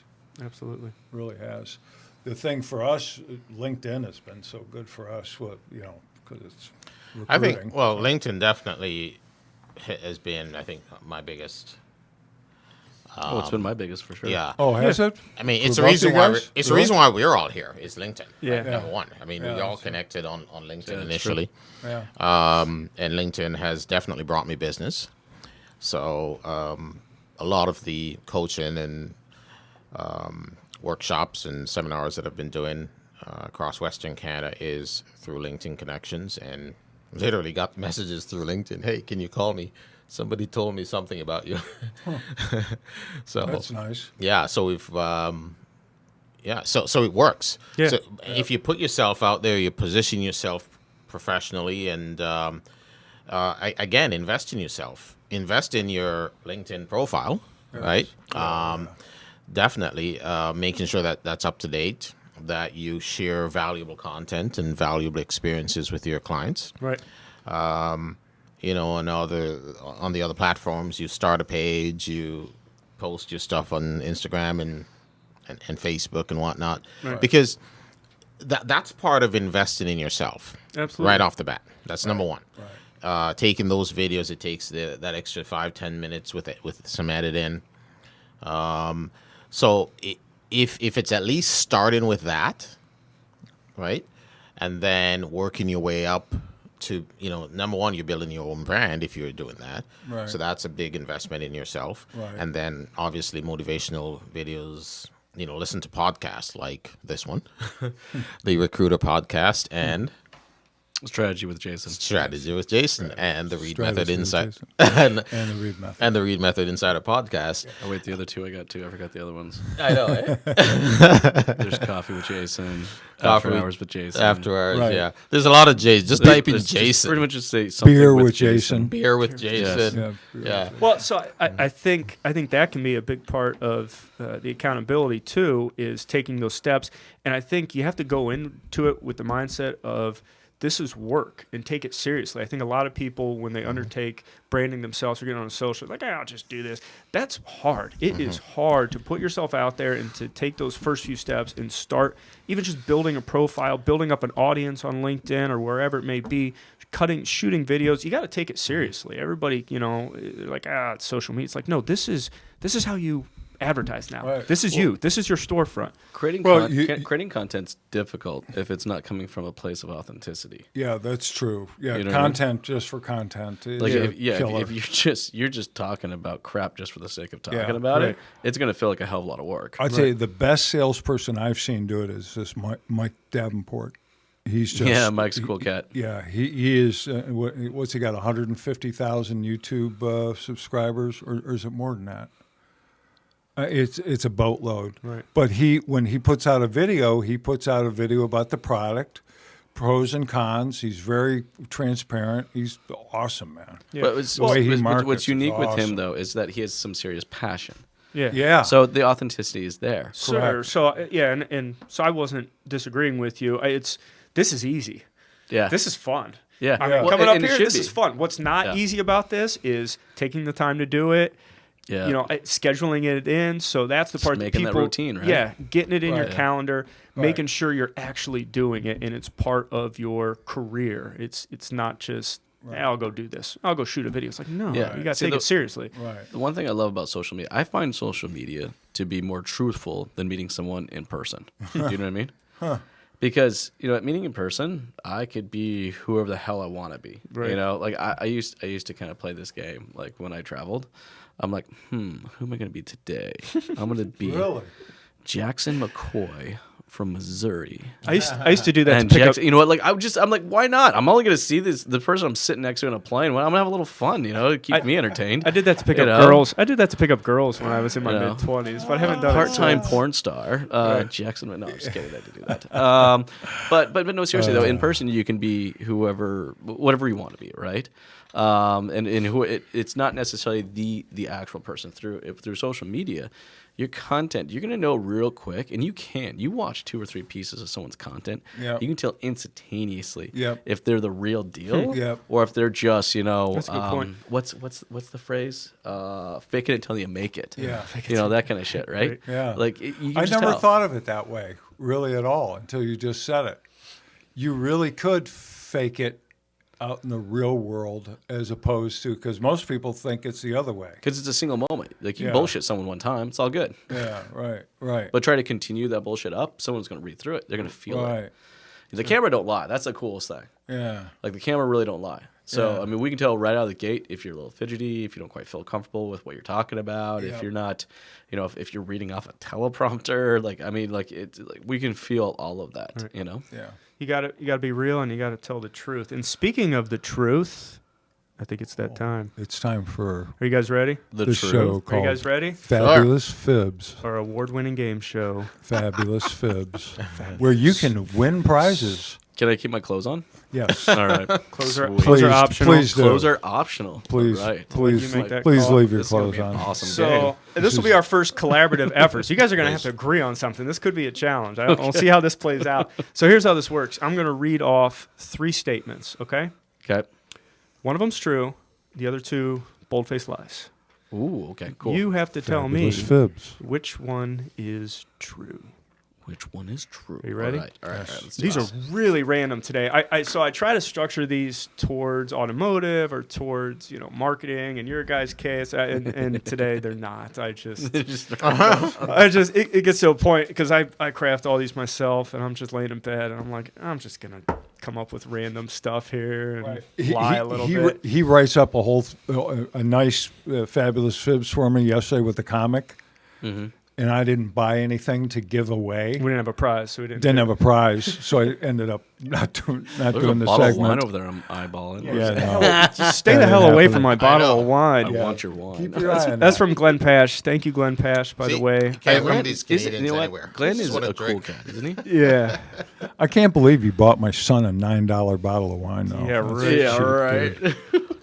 I'm guessing this will be the nicest bottle of wine I've ever drank. Yeah. So I'm pretty Well, excited. you had a bottle in your hand out in Vegas when they paid Oh, me for gosh. cutting up my legs. Yeah, so hilarious. Hey, So what is so he it? had an accident in his room. He cut his leg on the bed, right? Wow. So to make it right, they bring up a bottle of cab, and of course, bring it up as we're leaving to go to As we're leaving. to the airport. Right? Leaving.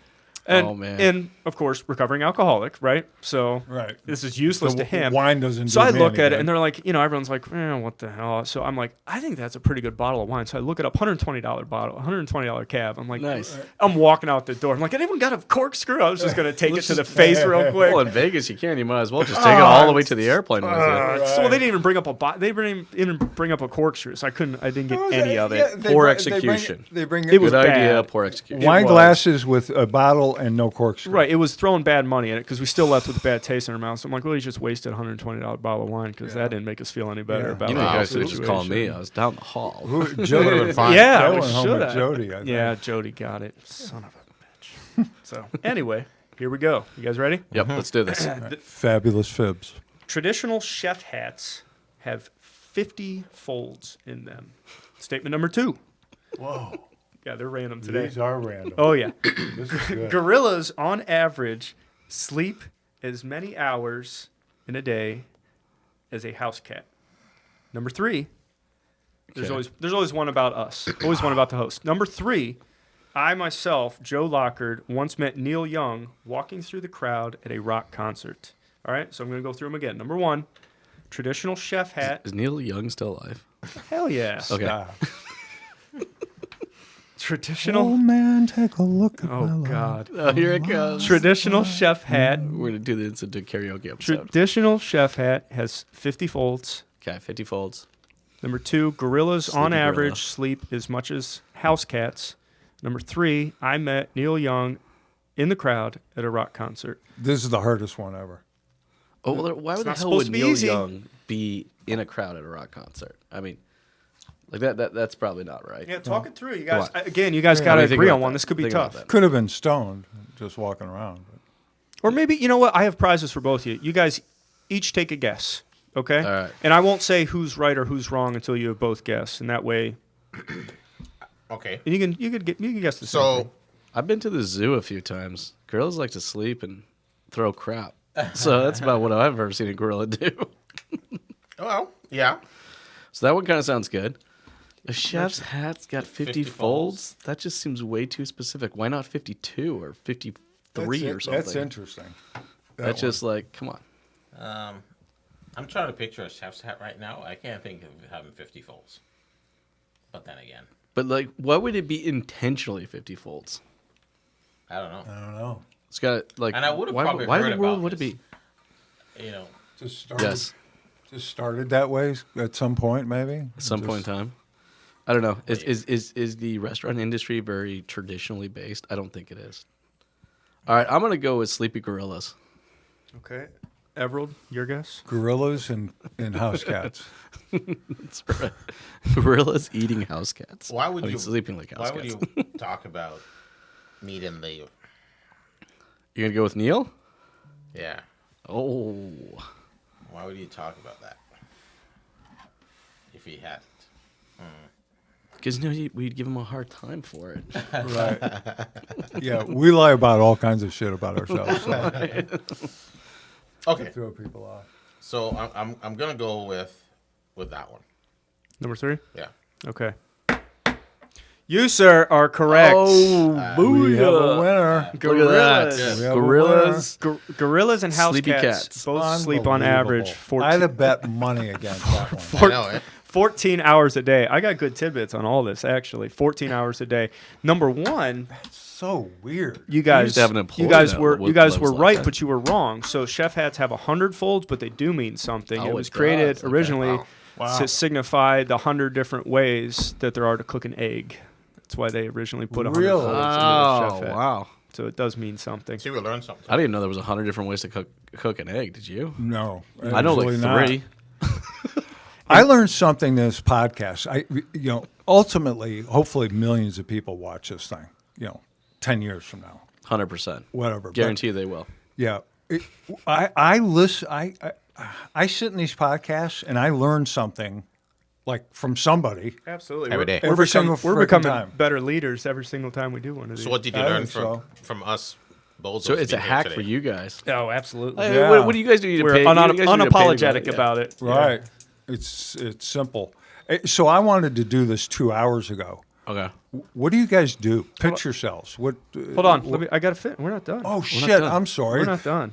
Dude, we're going in round 2. Hold There's on. more. Hold on. Well, I want to talk about number 3 okay. because Yes, if, number if 3. you were Yeah. talking yourself through it, you almost Right. got there. And Yeah. you would have Yeah. known it wasn't true. Neil Young's Canadian. That's why I put that in there. Yeah, of course. Yeah, Come on, you so should have he- known so that. he's trying to trip us up. Yeah. That's why I threw that in there. I met Dickie Barrett walking through the crowd. He was the lead singer of a ska band, the Mighty Mighty Boss Tones, and he's actually now the house announcer for Now, see, I could have actually Jimmy Kimmel Show. I could have seen that. I'm like, why is he Yeah. asking me Yeah. about that question? Right. Because Neil Young's Neil Young. Canadian. There's an obscene number of Canadian musicians, and you never really There are, and know that they're comedians, too. Canadian until you start thinking Entertainers, movie stars, Entertainers is 100%. another big one, absolutely. And you don't realize it. You're like, Yeah. Ryan Reynolds is Canadian. Yeah. Never knew that. See, No. But yes, so we're So second more than- chance? We're more than hockey players. yeah, Not there's me a personally. there's a Right. second chance for you. Funny you should mention hockey. Oh, no. There's a here it bonus goes. question here. You can go Bonus double or question. nothing, and you get a second chance. You go. Are you chancing it here? I'm totally going to chance it, Okay. All right. So, and Question my you guys can work together on this one. but it's about hockey. I don't know about that. Well, kinda. What are the two? I didn't know there were two. There's two national sports of Canada. What are the two national sports of Oh, Canada? curling. Curling and hockey. I knew you were And going to you- say that. and- That's and- why I picked this. It's lacrosse. It's lacrosse. Bullshit. How can lacrosse be a national Really? I'm going to sport? lacrosse Yeah. be a national Is it? sport. Have you ever seen curling? Love it. I've never done it. Love it. It looks like fun. It looks like fun. Our It other looks like so a Ernie blast. Ernie got to do it. He went to where did he really? go on vacation? Yeah, I he's never got heard pictures this of story. it. It's like you pay and you go and you do an entire day Yeah, and they yeah, teach yeah. you. He's like, you don't get anywhere. That shit's hard. Curling is hard. Really? Not as easy as What's it so I- hard looks. about it? Hard. You scratch the Serious ice. balance, No, man. dude. Like, That- you have to have like hardcore balance. I'm assuming that's what it is. I Yeah. mean, you're literally on ice. It's hard. You're sliding down and like There's a lot involved. It's hard. But I love curling. I'm a Looks big so bocce easy. ball guy, and it's like bocce ball on oh, ice. that's It's what the it coolest is. thing Literally in what the it is. world. Bocce ball on Coolest ice. thing in the world. I have a bocce ball court in my backyard. Do you really? Like a legit, like, Okay, so like next time we do this, yeah, okay, we come down the day before yeah. so we can actually, use the corkscrew, Use Right. a corkscrew. right? we'll bring alcohol in a corkscrew. yeah, I'm bringing scotch. yeah. There you go. No, well, so it's funny. So when he first started pitching this, he's like, "Think Joe Rogan minus the booze and the weed." I was like, well, "Chill out with the booze there. Speak for yourself." So the second show we ever did, Adam said they keep beer in the fridge every once in a while, and we did 2 in one day, which we have got to stay away from, and it was Yeah. rough. Like we talked to Troy for over 3 hours, then we're like, all right, let's do this again. So I'm like, I need something. So I went in the fridge and I grabbed the beer and I'm drinking it on air, and it helps. It gives you that 100%. little push. You know, my team And I haven't actually done it says since. my content's better after I've had a few I drinks. wouldn't doubt it one bit. Yeah. So anyway, Has anyone told you that, or do you just? I've think actually that? been told that a couple times Okay, now. all right, You know? all right. so nobody leaves the Recruiter podcast empty-handed. That's so right. Yes. Everyone's we have a winner. collectors. We have collectors Hot Wheels for each of you. Yes. Jason, I have a Awesome. '68 Chevy Nova with the Golf logo. Oh yeah. Awesome. For you, and a I had a 66 Chevelle. That's close. I have a '78 Dodge LFL Express truck, very sharp. That's Beautiful. nice. I haven't forgot Wow. you. I That's haven't okay. forgot you. That's Oh, I got a buddy of mine that's got a truck almost exactly like these. He's trying to sell me right now. 'Cause No it's an kidding. orange. It's an orange. That's sharp. He knew his clients. He called me when he decided he wanted to sell it. He's like, "It's an orange. Can you come see it?" I'm like, "Yeah, I'll come see it." And Everold, you get a Corvette Grand Sport Roadster, canary yellow, really sharp, and this really cool custom bug with some fatties on it. My boys are See? gonna Very love these. cool. Yeah, I always feel good when I give it to somebody with kids. It makes This me is feel going good because I know it's no. gonna get. Screw the kids. This is going in my office, in my new Yeah. office. There you go. Yeah, no, we Yeah, I would expect those to be somewhere prominent in your big home. ticket items. They're yeah. going to be Absolutely. seen on my show in my podcast. I think it's only right. Yeah. Yeah. And mention us. yeah, absolutely.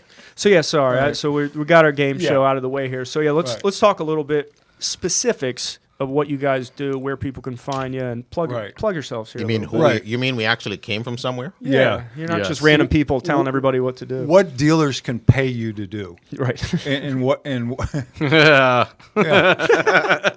right?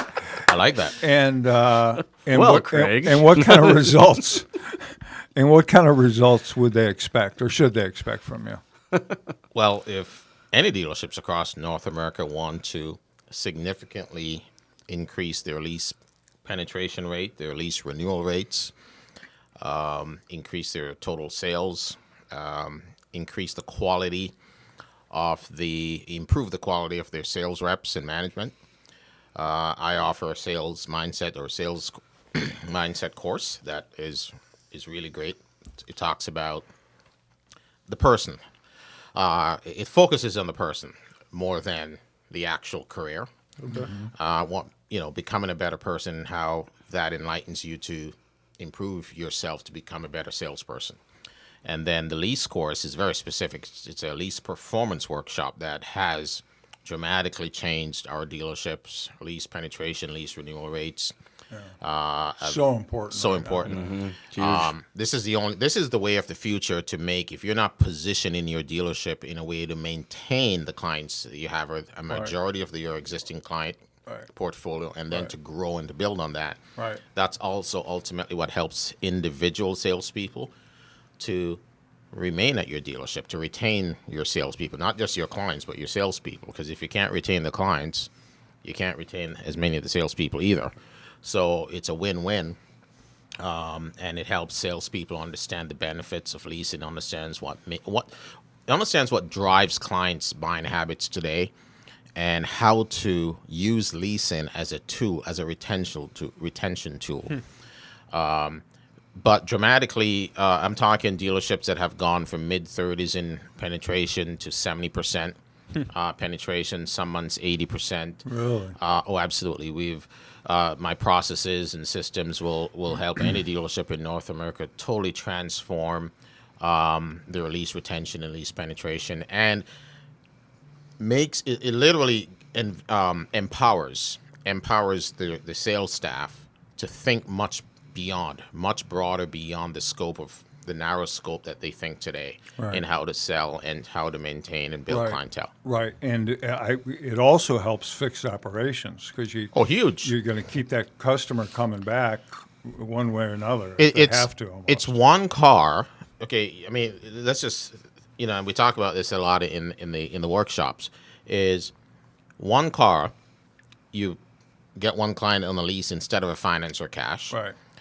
You have a huge chance, a 59% chance of renewing that client again. Correct.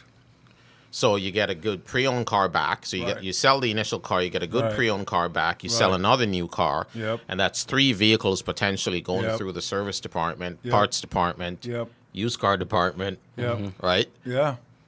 It becomes a huge multiplier. Right. Yeah. Exactly. Yeah. From one deal. From one deal. So that's how you build long-term sales careers, profitable, less stress in a sales career because you're managing people as opposed to managing transactions. Yeah. And the more people you can build relationships with through this program, the much better sales career you're going to have, not a sales job where you're chasing every lead, every deal is a new client that you have to keep chasing and building. Yeah. It's about maintaining the ones you Yeah, have. and then you're putting them away forever in 84-month financing, and with no hope. They're done. Yeah. So that's not the way of the building anymore, folks. No, you wouldn't think. No. It doesn't make any sense. And I can show you how easily. Good. Where can people find you? www.thereidmethod.com. LinkedIn is easy. Just look for Everold Reid on LinkedIn. Spell Reid for everybody if you could. REID. R-E-I-D. And Everold is Everold. Everold. Yeah, that Last was name the only Reid. way I could I know, eh? remember that. Everold. And Facebook, I have the Reid Method course. website, and I have the Everold Reid on Facebook, and LinkedIn. It's Everold Reid as well. Just hit me up, and I'll reply to you guys right away. You are everywhere, sir. I am everywhere. And your Twitter handle is at Everold Reid Okay. or at the Reid Method, one of the two. right. And Instagram's the same, I think. Yeah, Instagram. I think it's at Everold Reid as well. Yeah. Yeah. Good. So, I'm there. All right. U.S. and Canada. U.S., Canada, and the world. And the Yeah. world. And the If world. a plane can get World there, domination. I'm coming.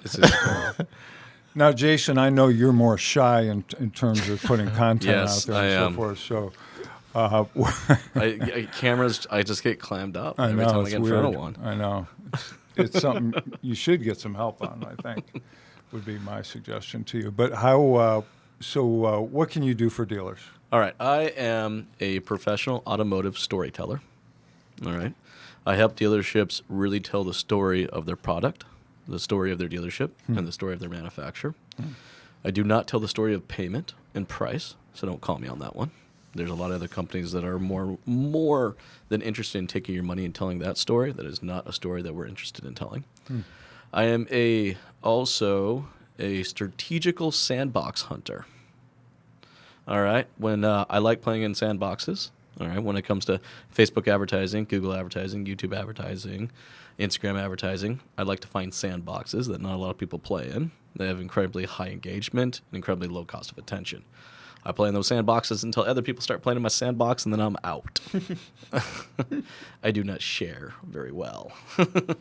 So that's what I do. I find, I'll give for example, Facebook and Instagram has over 28 different ad formats. All right, which one? Say that again. I was half listening. Facebook and Instagram has over 28 different ad formats. All right, which one of those ad formats are going to give you the most amount of attention at the lowest cost with the highest engagement? I didn't know that. Oh, yeah, and that's just in their ad formats. And that's not even talking about how do you change their goals and objectives. There's 7 or 8 different goals and objectives you can also place on them as well. So strategy is the name of the game. That's not for just car dealers. That's for Anybody out there, yeah. Right. Yeah, strategy is the name of the game, all right? We do not do anything unless we have a very clear goal and objective placed out. We are not interested in running ads for the sake of running ads, all right? We will have a very defined goal and objective in mind. And that's what Digital Dealership Solutions does, all right? I also have Strategy with Jason, which is the content that you're always seeing. Right. All right, Strategy with Jason is my commitment to giving back to the automotive industry. Right. And educating them in any way I can. Right. Underneath Strategy with Jason, I couldn't just do one podcast, right? I know, eh? One. All right. I chose to do 3. Yeah. All right. I have a Coffee with Jason, comes out every morning. All right. Thanks for the coffee, by the way. It's delicious. Yes. Oh Yeah, yeah. So really I'll talk is, about man. that one too. Okay. We should probably look into doing something for some of our customers with that coffee. Yeah, it's That good stuff. coffee's My good. coffe's awesome. I'm not gonna lie. It's It's good. straight up And the really story, good did he coffee. We tell tore you the through it. We just story? finished ours today. Did you? Did I send you the dark or light roast? The dark. Okay, sweet. Yeah, it's good. Yeah. So Strategy with Jason has Coffee with Jason, Strategy with Jason, and then also After Hours with Jason, which is just an excuse for me to drink beer with a bunch of people. And then I also have our non-for-profit, which is bell2bell.ca. All right, Bell to Bell is where automotive people can find really cool swag and merchandise, and all proceeds gets donated to the Sick Kids Hospital. Oh. So we have a lot of fun doing that. That's where all of our coffee is sold as well. Oh, nice. I would love to say I could sell the beer, but I can't sell the beer. I have no Yeah. license to Right. sell or Oh, serve. yeah. So I just give beer away. So if you Right. want to go Right. to the ddsbeerclub.ca and you live in Canada, you can sign up for free beer from me. Oh, really? Yeah, the beer's totally free. See, he didn't Just tell do me it for that. fun. That's Yeah, yeah. In fact, I've actually, had the beer at his place. why at would his you office. withhold that from him? That's- we have 4 beers. We have the Month End Ale, the Lowball Blonde, which is one of my favorites, especially with summer coming up. Yeah. All right. My favorite during the winter was the Lot Lawyer Lager. All Yeah, right. It's a that's a good one. nice dark nutty lager. I really enjoy that one. And then we have the Hat Trick IPA. And so yeah, you can go and sign up for that. So at belltobell.ca is where we sell all of our shirts and hats, and of course Closer's Coffee. Closer's Coffee is exactly what it sounds like. It is Yeah. coffee for closers. That was a crazy story, man. Yeah. That's a great story. We had a blast. We had a blast doing that. Yeah. Yeah. Have you heard that story or no? Oh, have you heard this story? Not entirely. We talked about How we it. did Would you how we mind? did the coffee? Yeah, sure, no problem. So I was out in Windsor, Ontario, and I was in between meetings, and my team knows how much I love coffee. So I was like, guys, let's grab some coffee. And my team knows that I don't. If I can, I'd love to find local small Right. coffee shops. Like I Right. like a good, nice, proper drip coffee, you know. And they found this coffee shop online. I was like, okay, let's head that direction. We're driving through, and it's like this commercial zone. I'm like, yeah, guys, I don't think there's any coffee shops around here. And they're like, yeah, no, it says on the map there's a coffee shop. So we finally pull up to this big factory looking thing. I'm like, again, guys, I don't think this is a coffee shop. We open up the door. Sure enough, it's just a little coffee shop. But it's actually a coffee shop inside of a coffee distribution company. So it was like one of the nieces or somebody, I can't remember who opened it. One of the family members decided to open a little coffee shop up front. I got talking to the owner. Actually, he was sitting there drinking an espresso, and I said, I really like this coffee. This is absolutely amazing coffee. And he's like, hey, we actually we do everything here. Yeah. Like, the beans get sent here. We roast the beans. We grind the beans. We ship the beans out. And I said, I got a crazy idea. Let me pass it by you real quick. And I passed it by him. I said, but I'm thinking of doing my own coffee, but I'd like to kind of participate in like choosing like the flavor profiles and everything. And I don't know if what's the minimum. I kind of don't know your business model. So like, do I have to order like 10,000 bags or something like that just to do this? Like I don't know, right? Right. And he's like, actually, no, you don't have to order anything. We can actually go over right now. We'll choose the coffee right now. All right. And whenever you need bags, you just place your order. I said, you're kidding me, right? He's like, nope, we'll do that for you. I was like, done. So I think so far That's we've crazy. Yeah. So far I think we've sold just over 200 some odd bags of Closer's coffee. Really? Yeah. And they've been shipped everywhere. And Yeah. we've shipped them. Well, I Also guess shipped to the UK as well. He really can't get screwed, right? No, it's a win-win. Yeah. We just submit, like, the machine is cool. The machine automatically grabs the amount of beans that are necessary for what we decided the flavor profiles to be. Right. Literally drops into the machine, grinds it, roasts it, bags it. And there's even a sticker machine that sticks our sticker on it. So then it just goes straight to shipping. It's all automated, completely electronic. So Nice. all they have to do is just literally just process the order into the system, and literally the machine does it automatically. Yeah. That's awesome. Yeah. It's been I really really cool. like that idea. Yeah. So I know Jason has, half a dozen podcasts and shows. Might as well be, Yeah. right? My one podcast is the Reid Method Insider. So I'd like to share that with the audience and invite them to check it out. Yeah. With- Your podcasts are awesome, dude. Well, thank you. And the whole purpose of that podcast as well was to give back to the listeners by reaching out to some of the best people in the space in the personal development and success space.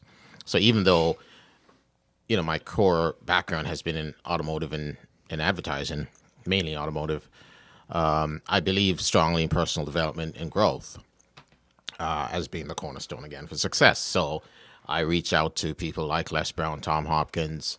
I've spoken to Mel Robbins. Haven't had her on yet, but I'm hoping to. And many other CEOs and thought leaders from across the United States and Canada, and some from Silicon Valley. Yeah.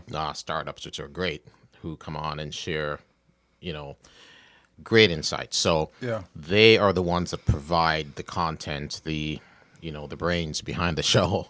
I just ask the questions, a little bit of research and ask the questions, and you just don't know what to expect sometimes from these Nope. guys and what they deliver. So I invite the audience to tune into that. If you're into sales a lot, Tom Hopkins has been known as America's #1 how-to sales trainer for 42 years. He just retired. Yep. And thankfully, I was privileged to have the only Canadian interview with him the day he retired. Oh, really? Yeah, on his last Canadian event last October. Wasn't it in his first book? He talked about his first sales job, and he went in a band uniform or something. He didn't have a suit. No, he did not have a suit. Yeah. He wore some sort of goofy. Yeah, and he rode a motorcycle Right. to his real estate appointments. Yeah. Until he started speaking, and speaking was a default. How he got to start speaking. Yeah. So I saw him speak probably 40 years ago. I think it was probably 40 years ago. Yeah. In Canton. So he just So he was only speaking 2 years prior to that. Yeah. So That's yeah, interesting. he's had a fabulous 42-year career. But the number one lesson that I'll share with the audience from the whole podcast experience, including my time with, with you guys here today, is people are willing to help you. People, if you are bringing right. value That's right. and are, enough to ask, courage. What's the word I'm looking for? It's courage. It has to have the courage to ask, and the drive to take big steps and to set big goals. Don't go for small potatoes. Right. I envisioned having Les Brown and Tom Hopkins and big world-renowned speakers to contribute to the show, to Right. contribute their talent and expertise. And I sought those people, and they said yes. So you'd be surprised if you actually reach out to a lot of these people, Yeah. they will say yes. Yeah. Yeah. That's a little bit of the challenging part of doing this live in studio. It's like, because I wrote I'd be happy to. Okay. Read again what I sent you. It's in studio live. Yeah, Oh, no, I can't do that. I applaud you for doing that because that's Yeah. it's a big. Yeah. Like, I mean, I don't even go live except for when we do my game changer seminars. Right? Yeah. Yeah. I think it's also because I say a lot of stupid shit. So Yeah. it's like Well, the I need beer- that, I need that stuff edited Is that out. the beer you drinking? don't. That's Um, the good yeah, stuff. yeah, Yeah. exactly. That's what we want to hear. yeah, man. But this speaks to you, and all credit to you and your son and the company that you've built, right? Because if you hadn't built a good company, a guy like Anthony wouldn't be out there hustling like he is, and the rest of your team. Yeah. He would not have spoken so highly about you and respects you guys as much as he does. Yeah. And you graciously sponsored our first conference, our mini conference that we held in Philly. So, it speaks to a lot of what you guys believe in as well. And if you're contributing to the world, which you are, Right. it will always come back. Yeah. So we just have to be consistent. I Yeah. appreciate that. Yeah, me too. It's funny you talked about thinking big. So we had our call last Friday, and I tried to do the first 15 minutes or so, or hurrahs and pats on the backs and stuff. So National call with all so, our staff. so I saw the job report come out in the United States, and it was 75,000 jobs created in May, which is way under the forecast. But anyway, and I'm like, well, that's not a huge number. So I went back and looked at all the deals that we did, and we did a ton of recruiting campaigns in May. Had a record month. So I looked, worked out a number for our hires and showed everybody what percentage of the hires in this entire country we were responsible for. It was like 0.5%. And I said, that's not a small amount. We No. are responsible. So you see that number up there that they're talking about on CNN? 0.5% of that was you guys. So you got to, it's like you said, you got to think big, and you got to understand And that put it's- it in perspective. Yeah, Yeah. right. Yeah, Yeah. that's very cool. Right. Right. Yeah, it blew my mind when he told me that. I'm Yeah. going, are you shitting me? That's awesome, So man. so the word that we used on the way here again was impact. This is your team making an impact for the greater good Right. of the individuals, the country, because you're impacting part of the country. Well, thank you. That's Yeah. really Appreciate kind of it. you to say. Yeah. Yeah, and if we can, whatever extent, podcasters got to stick together, I think, and cross-promote Sure. each other. Absolutely. Absolutely. I really believe that. Makes everybody's job easier. Yeah, I think so, and builds everybody's audience. I think that's real important. But if there's, and I don't know what we can do for you, but if there's anything that we can do for you, we're in. Yeah, we don't have coffee or beer or anything cool. Right. Yeah. Well, next time we know. could But we can steal provide his free coffee. labor all the Okay. time. Yeah, know? there you go. Okay, we'll get up at 5. Okay, no, at 4. It was 4. We'll get up at 4. We'll be at the airport in the line by 5:30. Yeah, no, we're Okay, you just make sure the fridge is stacked. yeah, we're drinking next time. It's crazy. I have this beer. It's Harpoon. You ever heard of Harpoon? No. So Dunkin' Donuts puts it out. So it's Dunkin' they really? Donut beer. I mean, it's got their I little love logo it. and the That's color code awesome. on it.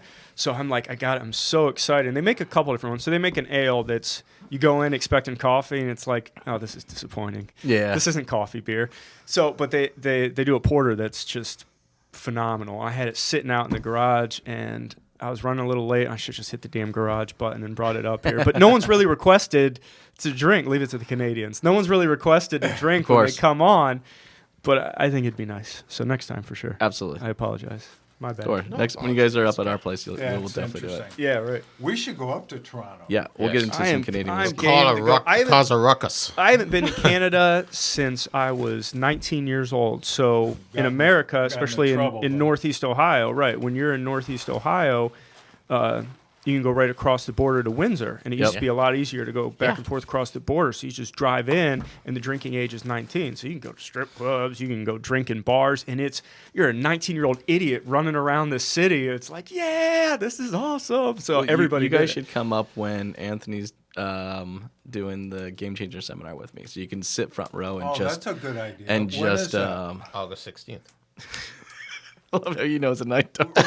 Yeah. Why didn't you promote that? What the hell's wrong with you? Okay, I We're apologize. still on the Quick air. plug. Game Changer Seminar. Check it out. It's Right. at gamechangerseminar.ca. Okay. We have 4 more dates scheduled for this year. We've had an amazing time. It's been an awesome workshop. One amazing venue. It's literally right there in the Rogers Stadium, which is where the Blue Jays play.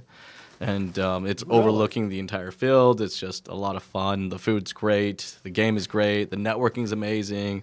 The speakers have just literally brought it. I've pushed every single one, and they've all have met the call about really bringing the knowledge to these things. And we've had a blast doing these workshops. So you got Anthony, you got Katie. Anthony and Who Katie are else? going that one. Yeah. And then next one, I got Joe Webb and Brent Weiss.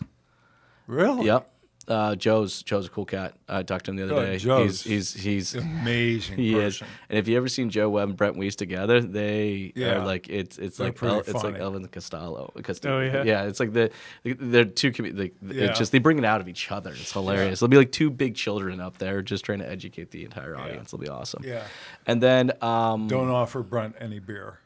yeah, no, again, right? He's in your boat. We'll sit you guys at the same table. Yeah. There we go. But and then after that, so no, I guess we only we're down to 3 of them. Holy cow! I had How do you 7 of them. How I do you had 7 get of them these scheduled guys this to year. come speak for free at I just these things? asked. man? Well, no, it's free.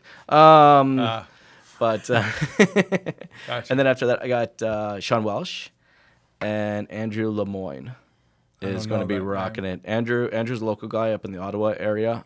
Just seriously passionate about what he does in the automotive space. It's, Good. as far as working in the non-prime area and just trying to really drive leads and understanding to dealerships on what it means and how it works. Yeah, Good. he's a real cool cat.